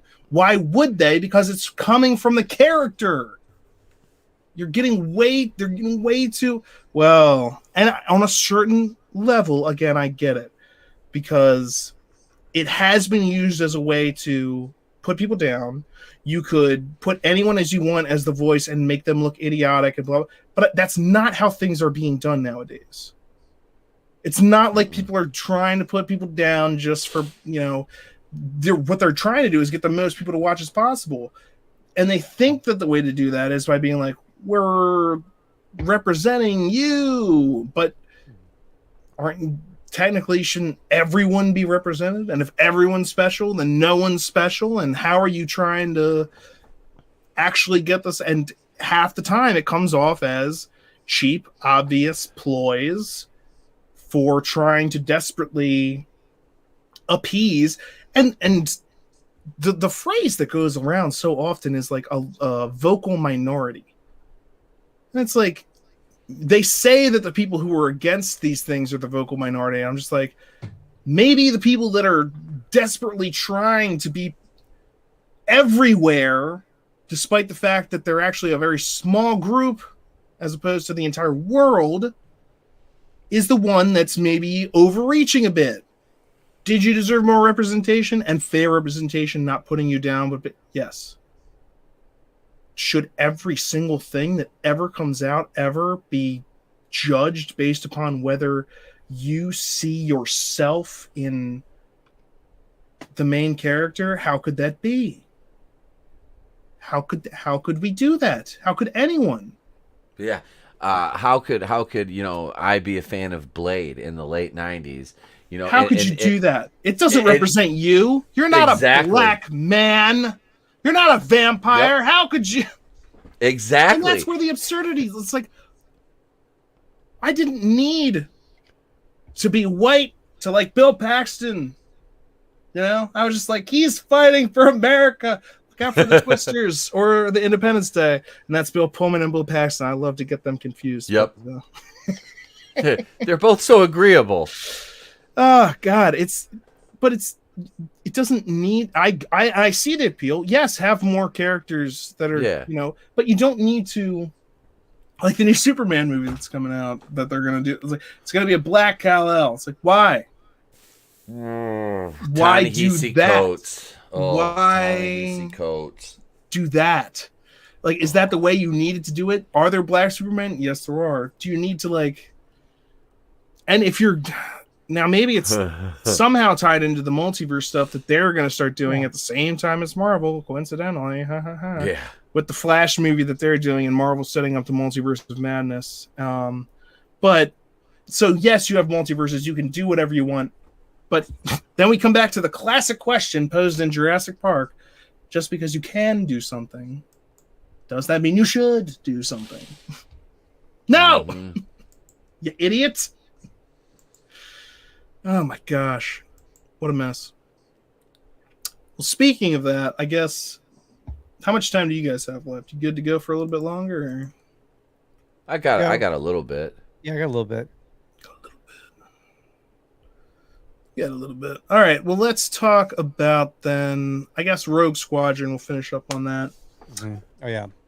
Rogue Squadron's been announced that the Rogue Squadron movie that's in development from Patty Jenkins, every quote I see from her about it, and there's a new one released just the other day, says she's understands the legacy that they have to live up to with the book series and the video games, but that this is Rogue Squadron for a new era, which to me sounds like a PR term for, yeah, we're going to keep hijacking Legend stuff, aka the expanded universe, aka trading in on the name recognition of the book series Rogue Squadron, which was so popular that from those books they made video games, several video games, because those were so popular. And now you're taking that massive level of popularity and love from the core Star Wars universe from that audience, and you're going to say, hey, you loved that? Well, it's not that, but we use the same name. It's basically, Patty Jenkins is the Steve Buscemi meme coming in and going, hey, fellow kids. That's basically her with a skateboard and the T-shirt and the hat on backwards. That's Patty Jenkins right now. Hey there, fellow youths. Yeah, hello, fellow youths. I too like Rogue Squadron. That's basically what... I'll say this about her. I know her father was Yeah. a fighter pilot. I know that she's dedicated to Mm. certain aspects of this. I know that she really is.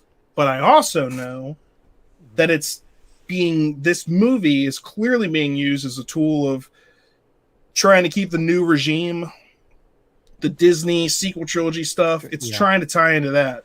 Right. And the lesson that we've learned is that that's a terrible idea. Well, I guess there are some people that want that, but A small contingent that spend their money. Yeah, I don't think the that's, larger fan base, when they see the Star Wars fan base, the people like ETEP, myself, I'm 30 years, you're longer, but we've been there the entire time, reading the stuff in the expanded, enjoying this stuff, the Star Wars universe, and now you tell us that these don't even exist anymore. Essentially, these are legends. Yes, I'm right, dude. I've got them on my bookshelf. Sitting right by my desk. Yeah, the Bounty Hunter. Oh my gosh, the Bounty Hunter Wars. Well, first of all, Tales of the Bounty Hunter is fantastic. Tales from Jabba the Hutt Palace also good. Yeah. The Bounty Hunter Wars trilogy, freaking amazing. Amazing. And some of the background of that stuff got retconned, but overall, that book, which is written before the prequels, that trilogy, still holds up almost entirely. Almost entirely. It's freaking awesome. And book 2 is called Slave Ship, so deal with that. make those movies. Make those. That's what I'm saying. I would watch out of those movies. Are you kidding me? Prince Zizor's in there. Darth Vader's in there. Palpatine's in there, blowing up the Kuat shipyards. Where, oh my gosh, these things that people that care about the lore will care about. And that's the thing with Rogue Squadron. They're trading in on Rogue Squadron. Hey, it's Rogue Squadron. And so all of us people that are like, I love Rogue Squadron. I love the books. I love the games. I'm there. Then you get there and it's like, it's not that. It's a bit of a waste to use that name, and then, like you said, it's not a bait the same. and switch. It's not the same thing. The I'll tell people you what it is. the people that know. We use that on MCU Mondays. That's the Ralph. That's the boner alert. Because what the fuck were you thinking putting in that character and then acting like no one was going to even think of it? If they're not building on something there, that's a tragedy. But we also use the boner alert for any time that a movie does something that's just some bullshit. Like having the Hulk charging in the preview for Infinity War. Oh, that was when they were just like, yes. That was literally just to deceive you, the fans. That's a boner alert. That was a honey dick, is what it was. They just honey dick the hell out of you with that. Hey, the Hulk's gonna be good again. Don't worry. No. Never happened. Nope. No. Not with this. I'm sorry, but not with this bitch ass version of the Hulk we've got now. Oh my god. He is. Yeah. He should be able to punch the center of the planet and destroy it because was that like World Breaker Hulk? Planet Hulk. But we kind of shoved Planet Hulk into Ragnarok. That was basically like there. And then we made him get all zen. Oh look, now he's just cool. He's just with it, and he's half Hulk and half Banner, and it's just. They're good now. They're not. There's no conflict. There's no story. Thank you. Okay, cool. There's no Dr. Jekyll and Mr. Hyde. Okay, yeah. So there's no. Because that's the crux. That's the crux of his story. The point of that story is that he changes into someone else, and so his character arc. Not only is it done, it's also incredibly minimized in what the Hulk is as far as like Marvel. Just they trivialized him, and then even when they went back in time and he's just like, it seems gratuitous, and he's like fake smashing stuff, I'm just like, this is just it's insulting. It's insulting to the Hulk. Smash. Do you bring Hulk smash? He won't smash. Do you bring in Lou Ferrigno for the multiverse to be the Hulk? I figure they bring in as many people as they can. Lou Ferrigno took a shot at Marvel. He took a shot at them. CGI. Yep, and I own a decent amount of the original, like the Incredible Hulk TV show. And I tell you what, the practical effects back then were so much. It was so much cooler because it's like Lou Ferrigno was like freaking massive. It's like this dude was like a literal Hulk. And with the She-Hulk show, I was kind of hoping that they would go with a little more of an athletic type, because of the character that Jennifer Walters is. Like, find one of these women that played one of the Amazons in the background in Wonder Woman, and kind of, use this to cut her teeth as a role. Because you literally had like 3-4 dozen She-Hulk candidates playing in Wonder Woman as Amazons in the background.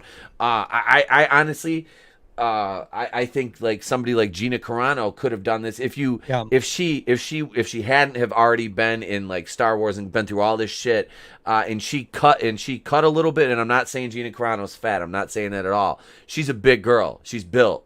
But if she cut down and got in like American Gladiator shape, when she was a little more like diced up back then, I mean, she's big, thick, and I'm sure she's strong as a fucking ox and she can fight. But I mean, cut it down a little bit, because Jennifer was like 6'7". She was muscular. She was sleek. She was gorgeous. She was funny. She was meta. She broke the fourth wall. That was the character. They got this winter red fucking trans She-Hulk now that it's basically Hulk with a blonde wig and a crop top. It looks weird, and it's like, I'm afraid with this Tatiana Maslany what they're going to do to the character, because I've got the old 80s She-Hulk, some of the 90s She-Hulk comics. She was fucking awesome. She was great in the cartoons in the 90s. She was beautiful. She was the same character. She was gorgeous. That's Jennifer Walters. I have fear for what Marvel is going to do to that character, how they're going to bastardize it with given the trajectory of what they've been doing. Is like, and I started out, like I said, as a Marvel and Star Wars channel now, and every time Marvel or Star Wars comes up, I'm just like, oh god, like, what are we butchering today? And it's like the fear, the trepidation. It's trepidation. Exactly. Trepidation. I know. Yes, like the Force Awakens is announced. You go, you see it, you're like, yeah. They announce other things like the Boba Fett movie and the Obi-Wan Kenobi movie. Then you see The Last Jedi. Then you're just like, shit. The same people that just made The Last Jedi are about to make a movie about Boba Fett.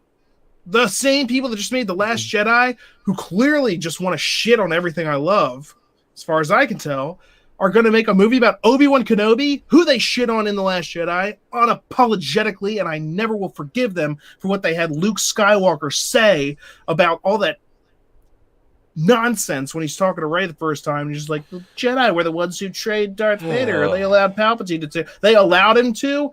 I'm pretty sure you're forgetting the fact that he was a Sith Lord manipulating the fuck out of everyone. He shrouded everything with the dark side. Let's not put any blame on the bad guy. Let's put it all on the Jedi, because, oh, look, we can take some crazy stance. Jedi aren't all good. You thought they're just the good guys, but they're not all good. Oh, rich people are bad. Did you know that rich people fund all the wars? How are you going to sell me that point when it took you $250 million to make this trash bag of a movie? Fuck you. Yep. Fuck your half-hearted morality, and fuck your interpretation, if you can call it that, of Star Wars.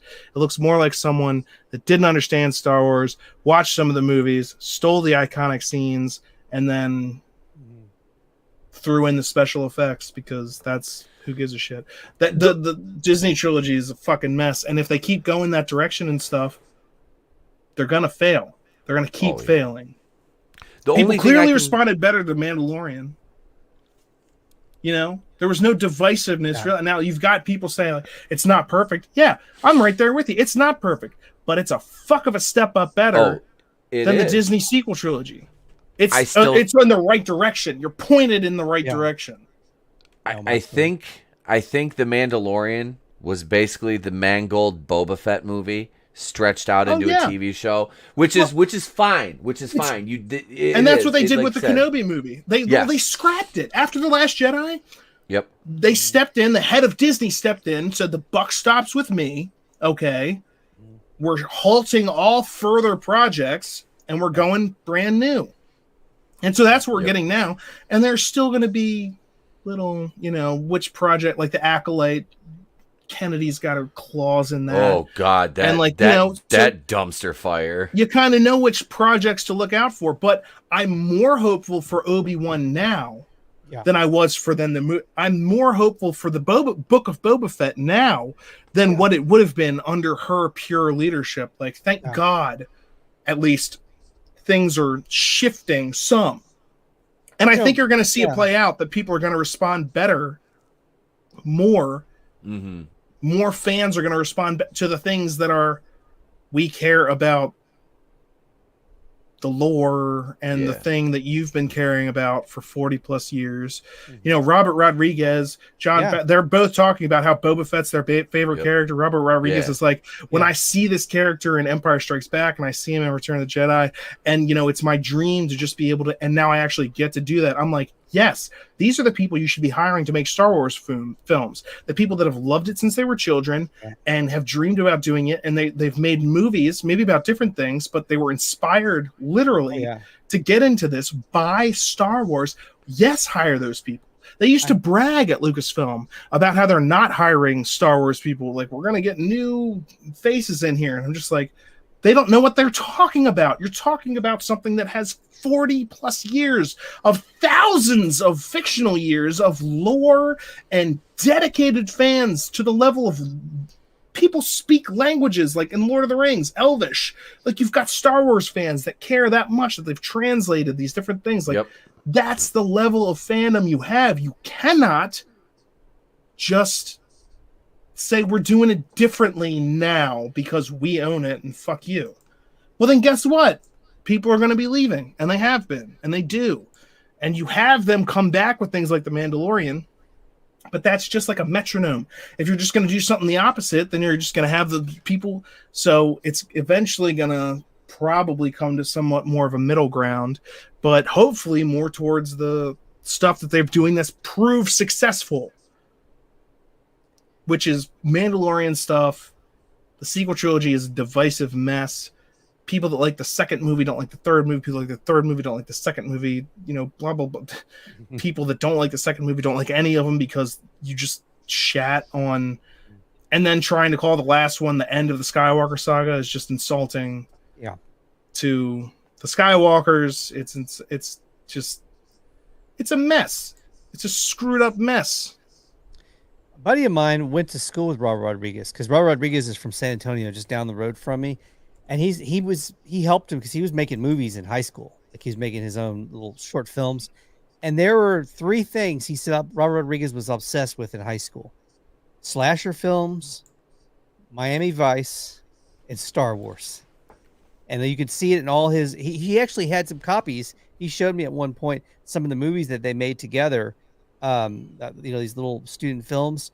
And you could see the influence of all three of those things in all of his little shorts.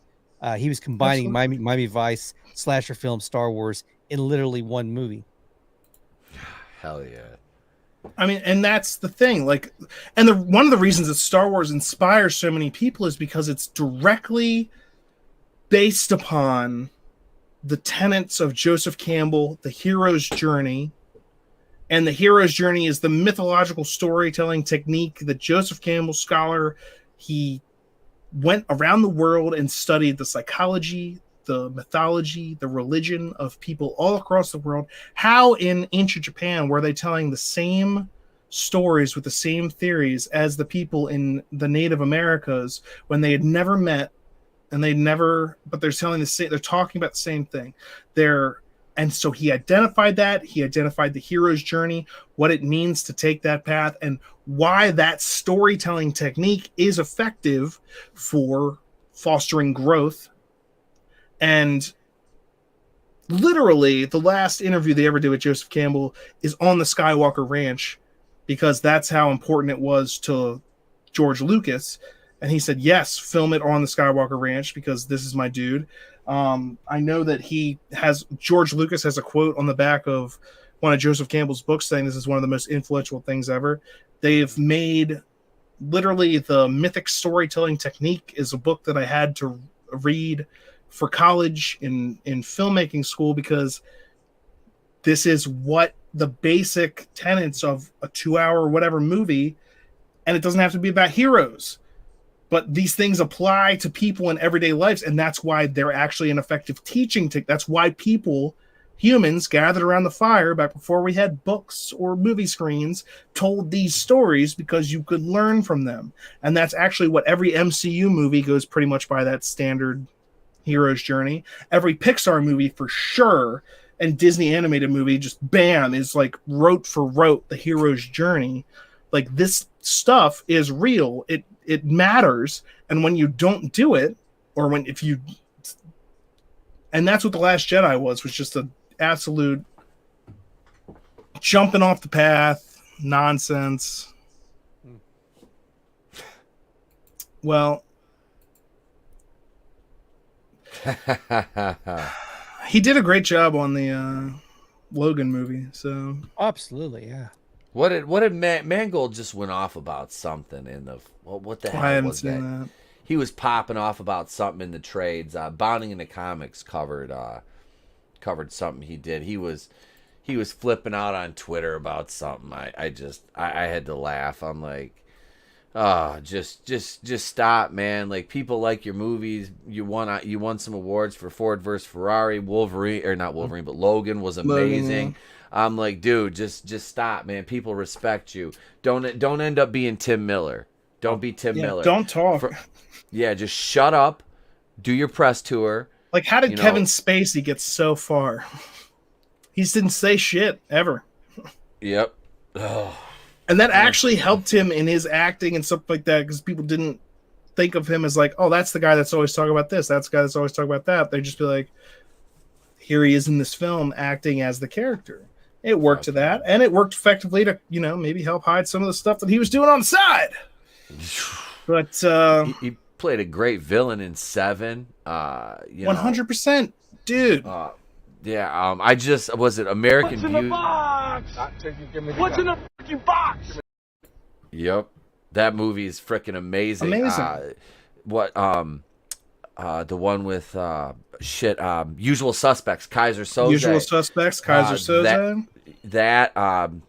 The other one. Oh God, American Beauty. He was wonderful, but American Beauty, I think, is a little on the nose with his life. You know what I mean? It's like, in a way, after you watch that now, and it's like, it's like Bill Cosby's stand-up routine back in the day, talking about Spanish Fly, and then he just gets out of prison and it's like, that's another thing. We Bill put that got on the kerfuffle list. Yeah, Bill got out. I mean, he's gonna die soon. Yeah, I mean, no matter what, he's 80. Was he 85? But around there. I think it's kind of ridiculous. But I never looked into all of it in the first place. Well, you can't. The thing is with Cosby. My grandfather used to work for.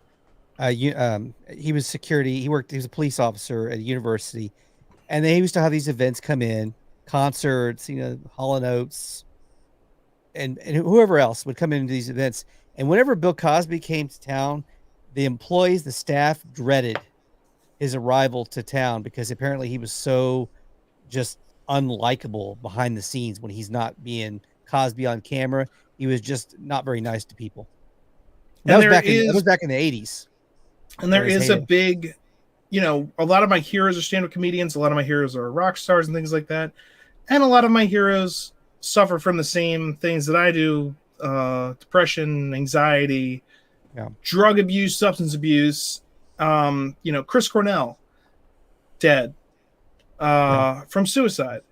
Philip Seymour Hoffman, dead from substance abuse. Belushi, Chris Farley, and these are people that entertained people in the masses. Massive amounts of people. You're there, and I know this too for myself from doing stand-up comedy and being on stage and like being well received. And it's like, boom, when you're in there in the moment and you're making everyone feel great, but then later you're alone. Alone.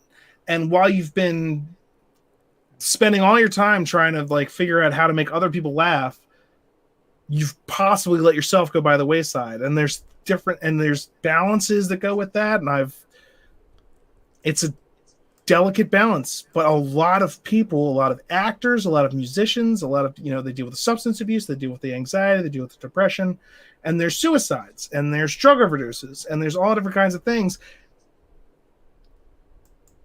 It's because there's a difference between performance, being on stage, and being off stage. And when your life is a stage, like when are you... It's crazy stuff.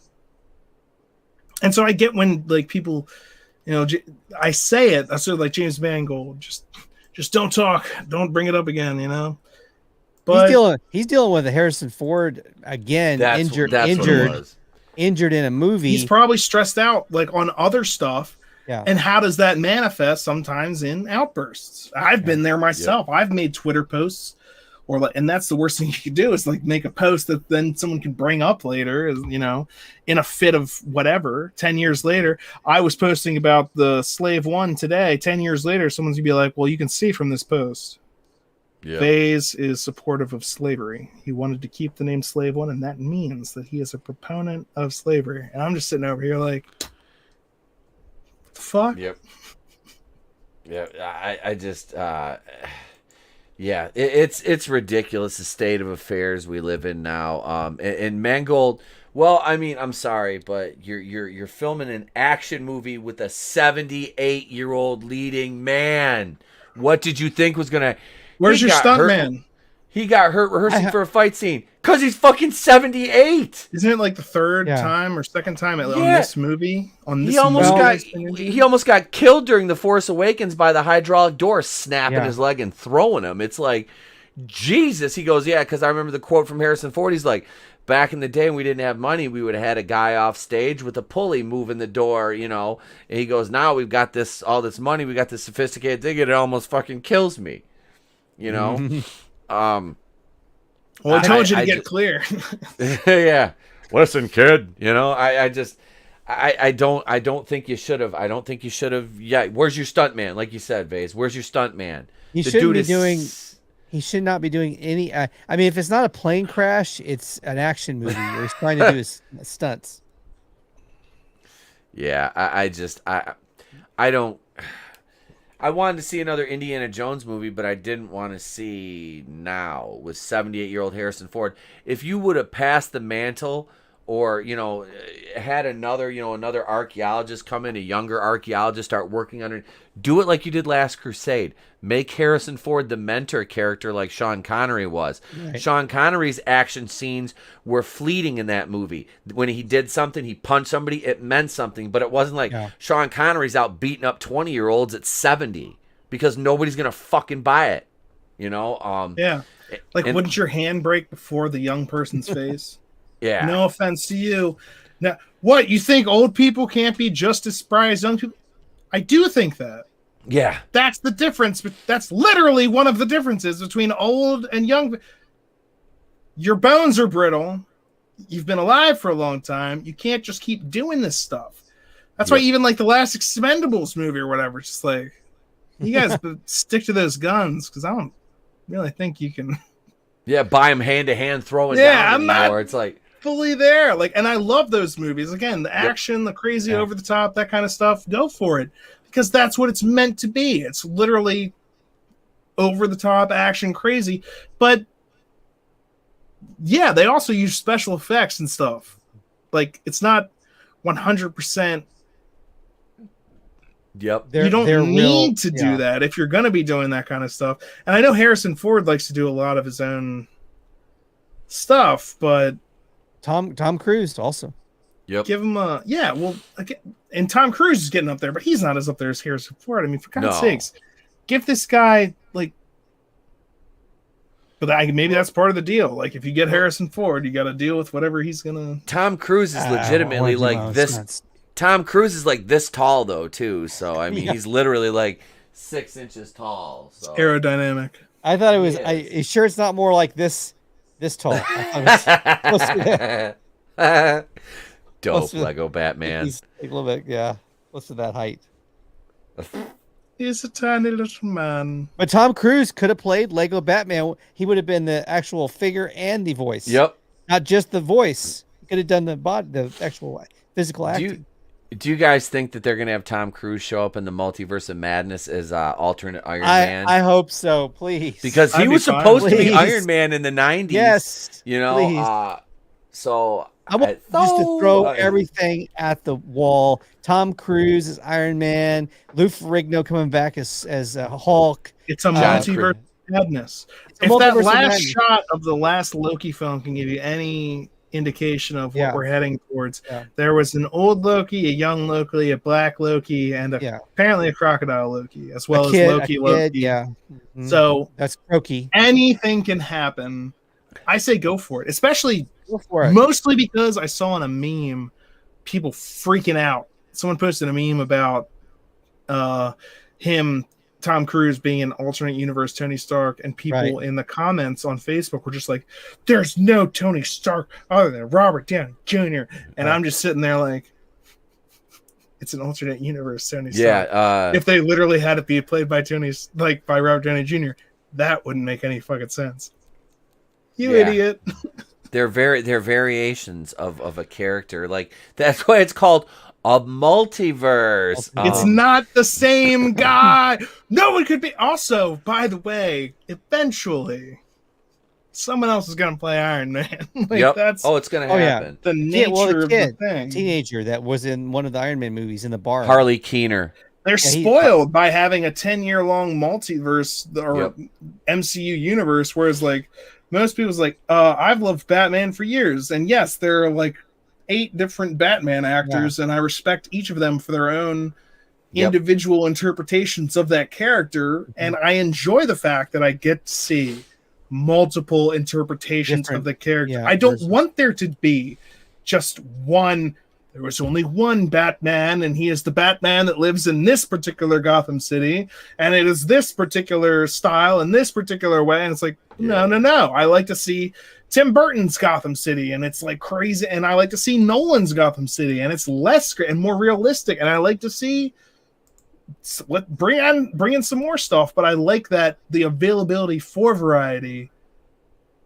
Don't take that away. If you really want to get wild, you want to get nuts. You got Tobey Maguire, Andrew Garfield. Bring back the Spider-Man from like the CBS series from the 70s. That guy was in Sound of Music. Bring that guy back too. Let's just go for it.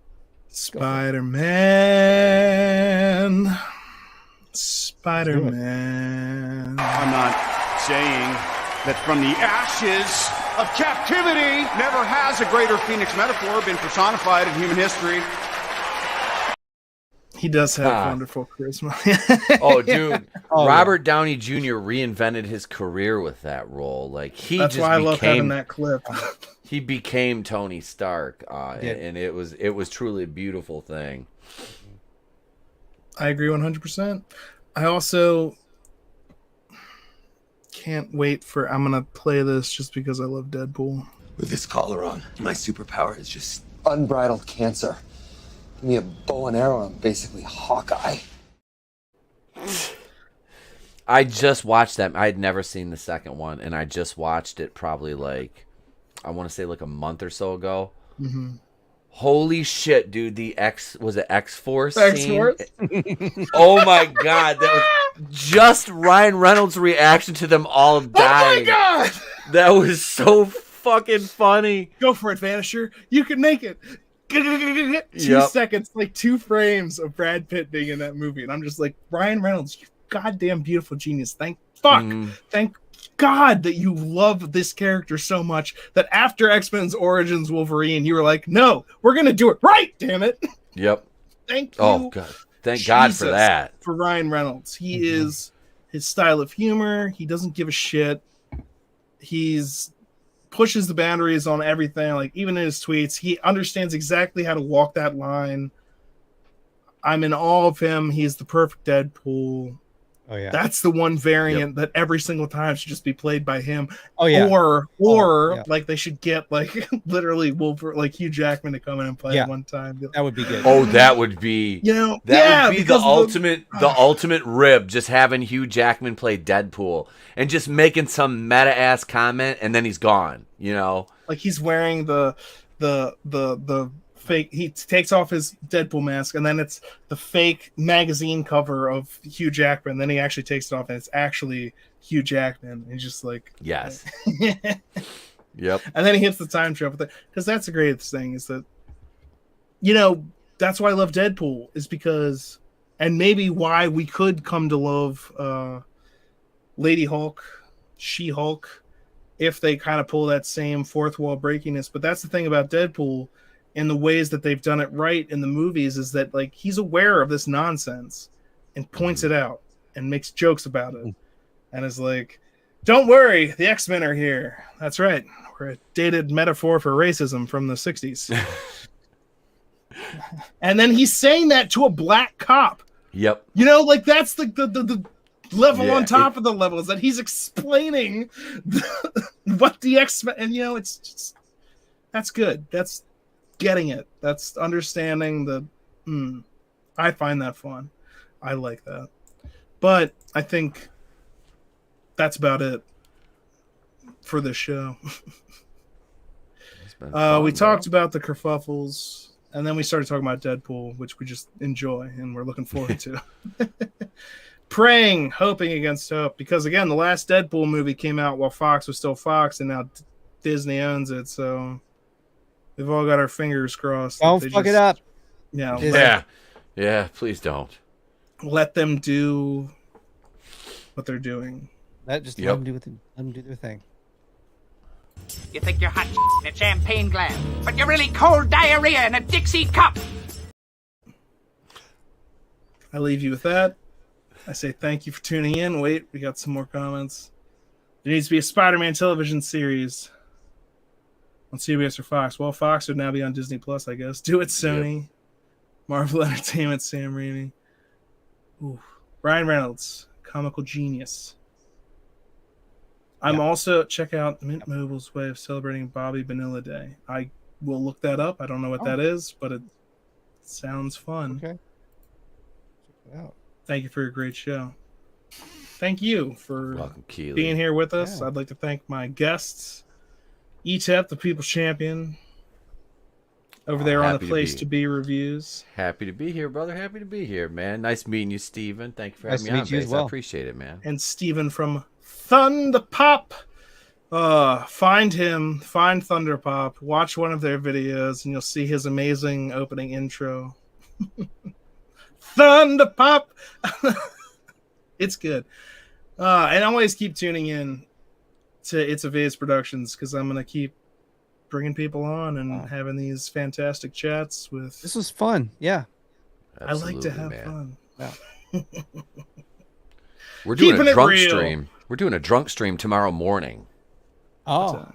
9 a.m. On my channel. I've got for the morning show, we got Coach Loudy, who was on my channel way back when before we were channeling the Anchor FM app days, when we were just a podcast. He's been joining me in the mornings because he's a school teacher too, so he's off in the summer. And I've got Vassy Reviews, my girl from Ireland, coming on tomorrow morning. So we'll be having a few beverages and listening to her accent, and yeah, it'll be fun. So it sounds like a good time. I'm gonna try and be there. Well, in the chat, I'll be at work, but hopefully there will be nothing too strenuous going on, and I can enjoy myself. Yeah, looking forward to that. Anyway, I check it out too. Yeah. 9 a.m. Until about 10:30, or one of us passes out. So, yeah, I'm gonna be drinking I've got some rum and some vodka, so I'll probably have some vodka and orange juice tomorrow morning, or maybe a mimosa or something. I don't know. There you go. So long, Earth. Thanks for the air and whatnot. I'm a classy broad, so I'll. Well, it sounds like a good time. Yeah, man. Looking forward to that. So we got drinking in the morning with ETEP. I'll be home alone. The wife and the kid are leaving for 9 days. So I've got, July is our big vacation month. So I'll be shooting some footage with the World Class Bullshitters guys in a couple weeks when we're in Indiana together, and then down at Horror Hound in Cincinnati in September, which I'm going to for my anniversary. I'm going to a Comic Con in August with Phoenix Animation from Comicsgate. He's the Comicsgate metalsmith. He made me some gifts here and sent them over. I got my Phantom Collective trading card. He sent me a pretty dope ass metal version of that. Wow. And I got a bottle opener with the Place to Be Reviews logo on it, which this has got some use this summer. I'm not gonna lie, that's got some use. So, but yeah, dude, he was on my show last night with Dean James, another comic artist from Australia. So yeah, we got some good peeps. Got a lot of big things coming up on the channel. Nice. Cleveland's gonna do I'm gonna review Chick Fight, but it's gonna be Cleveland doing it because movies that are really bad or really, really, really enjoyable, Cleveland will review. Cleveland reviewed Avenging Force, and I love that movie. He also reviewed Halloween 2018, and I fucking hated that movie. Oh my god. But yeah, so I got that coming up. Just a lot more of that stuff. We're live streaming 4 days a week now, so yeah, busy. Wow, 4 days a week. That's awesome. Yep. I want to thank you again then for being on today's show, man. and Absolutely. Steven from Thunderpop, who's also doing the daily TikToks, which good lord. I think if everyone's trying to think of doing something daily, I'm just like, ugh. Yeah. I need to be motivated, and I like to do a bunch of different stuff. So, that's me on It's Vase Productions, doing a bunch of crazy stuff, throwing up. Oh, thank you.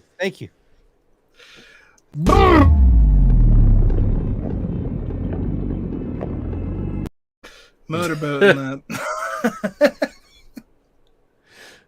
Anyway, that's it for us here today on the Kerfuffle. We've talked about all of the things that people are angry about this week, and you know what? I think we'll get back into it next week because I've enjoyed doing it, and hopefully you guys have as well. I hope to see you all out there. Looking forward to being on your shows, having you back on this show. We're going to have a fun time. And actually, let's close out with one of him dancing. There we go. Hammer dance.